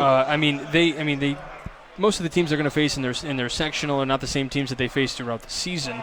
And I thought this was weird. Here's a weird note for you, and I want to get your opinions on this. So Maryville, they have a sectional with them, Lake Central, Crown Point, and then Lafayette Jefferson. Okay? Mm-hmm. So you got 3 Duneland schools and then Lafayette Jeff. Lafayette Jeff doesn't play any of their sectional opponents throughout the year. Isn't that weird? Yeah, that is unusual. I mean, why would you put them in a sectional when they don't even play any of those teams throughout the year? But Michigan City can win the lion's share of those games for sure, this year especially. No, that's Maryville's sectional. You said Maryville. Yeah, Michigan City has a little bit deeper. Yeah. As this one is run ahead. I can't see who that number is. Let's wait for that one. It was the keeper from Bush. Mm-hmm. Okay.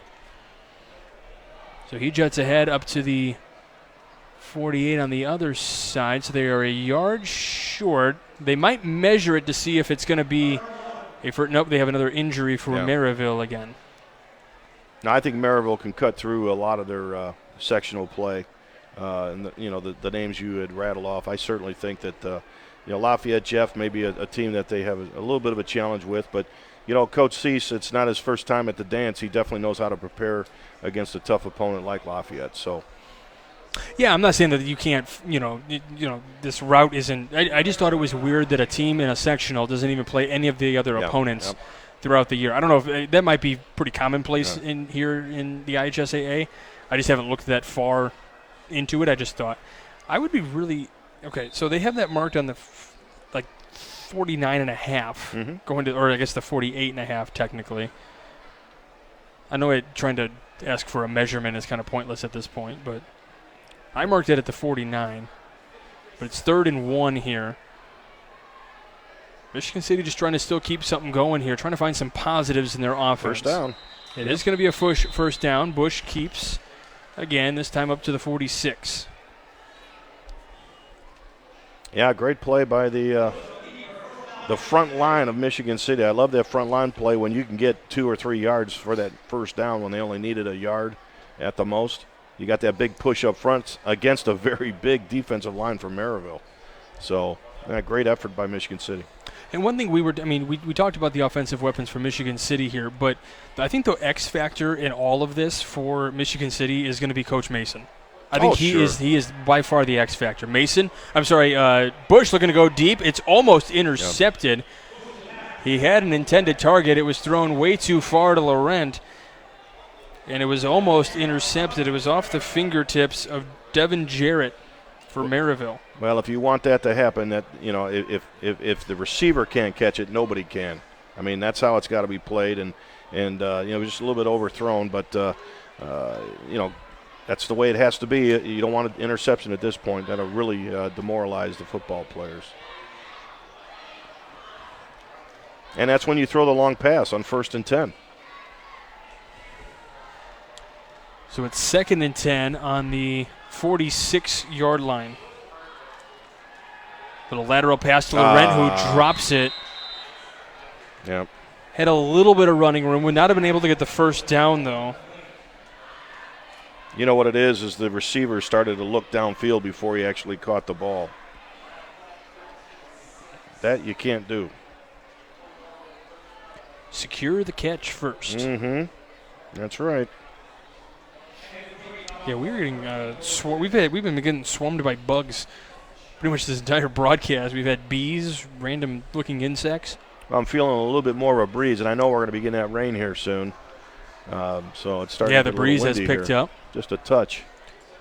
4:39 to go. Bush getting pressure, steps up, and gets wrapped up. They're tired. In the backfield. Yeah, look at the offensive linemen now. They're just standing there looking over their quarterback, helping him up. They're tired. It's been a long night for Michigan City. So it is 4th down now. This time the ball on the 48 on the other side. Now, I was talking to Coach Boz before the game. He's a coach on the staff for Michigan City, and he said, I think we're going to play a lot better when it gets colder out. Okay. Right now the heat is just hurting them a little bit and tiring out the players. What they need is a big, strong finish each 4th quarter that they play moving forward. And right now they're just dogging it. Their tongues are hanging out. They're tired. they're not running as fast as they should, and it's just an endurance thing. Hopefully that improves. Well, they are certainly facing a very tough Maryville team tonight, so it's understandable.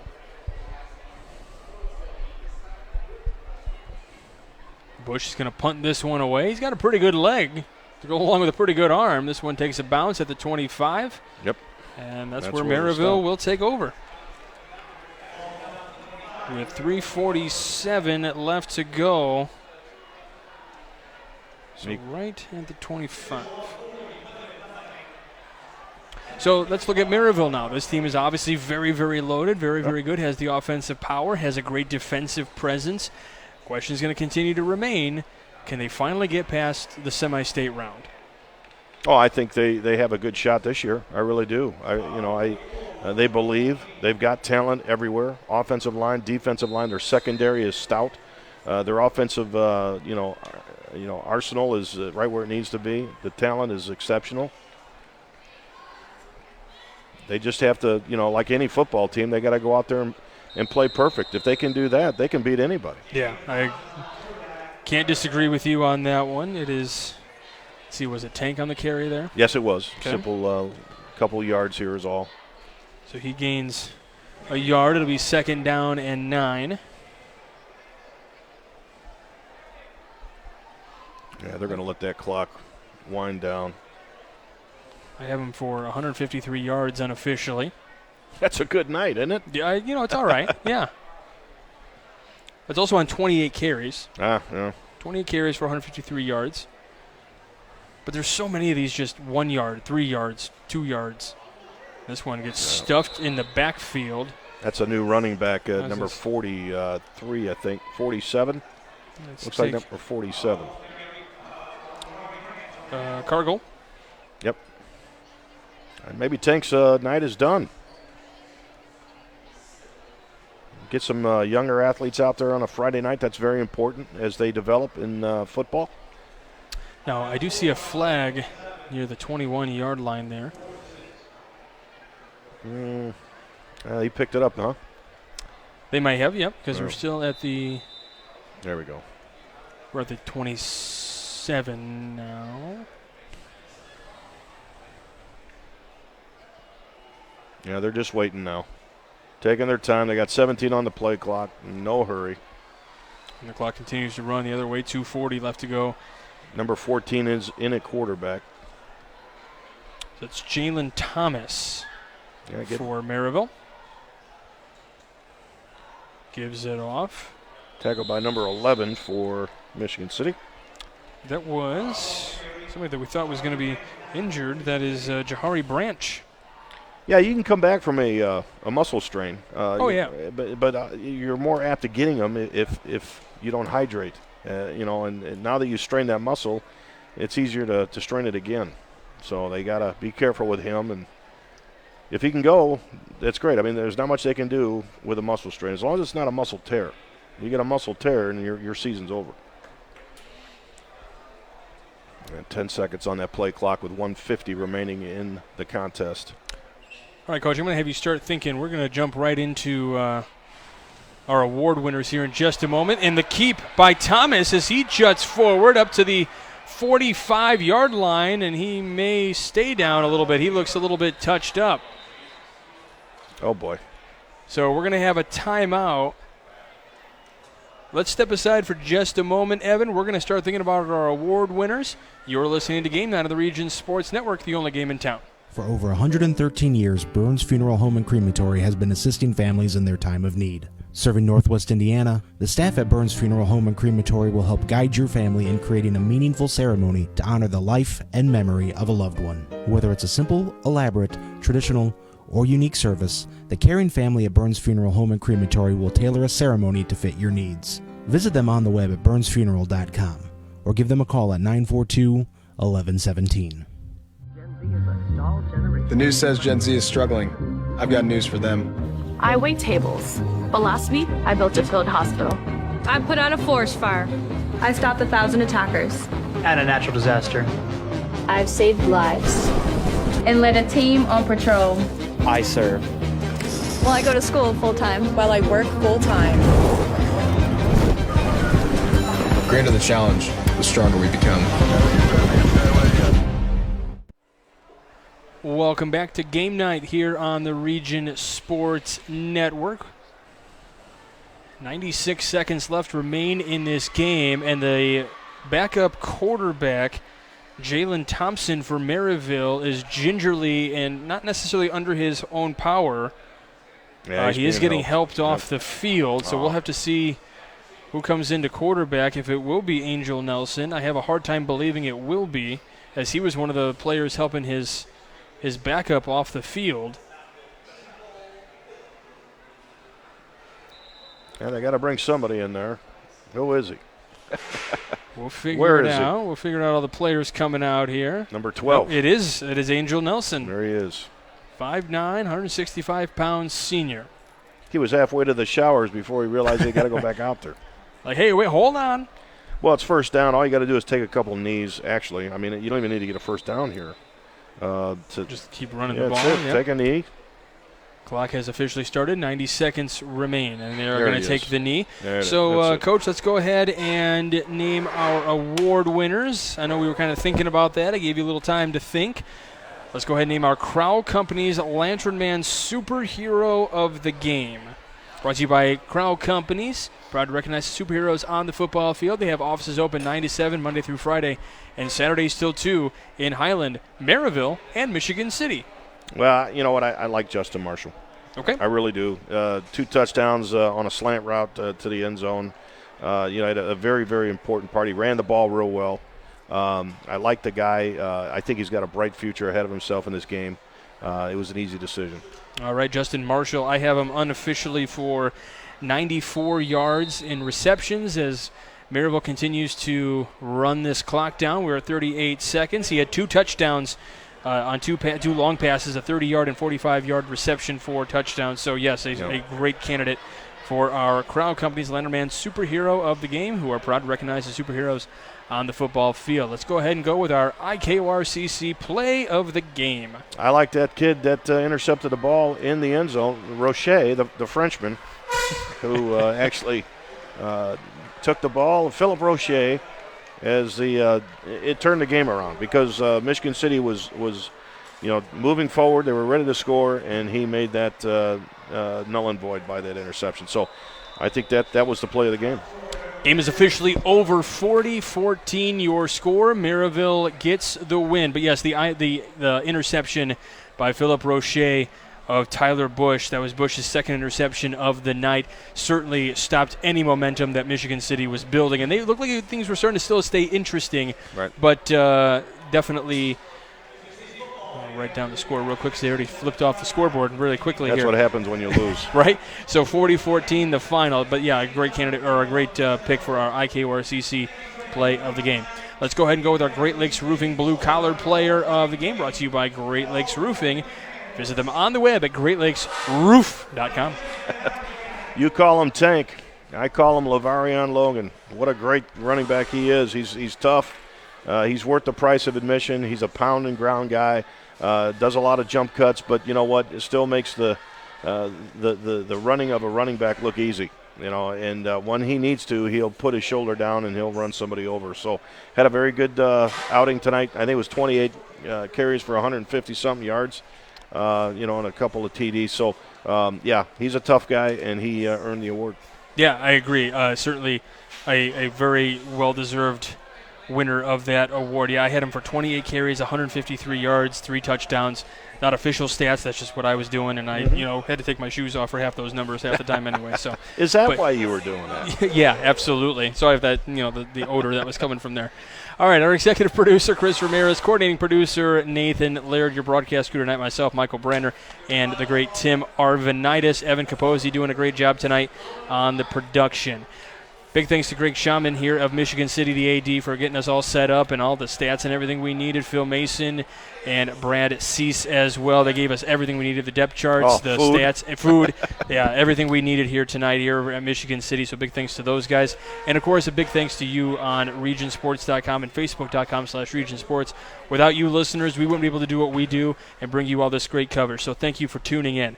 This has been a production of the Region Sports Network, the only game in town.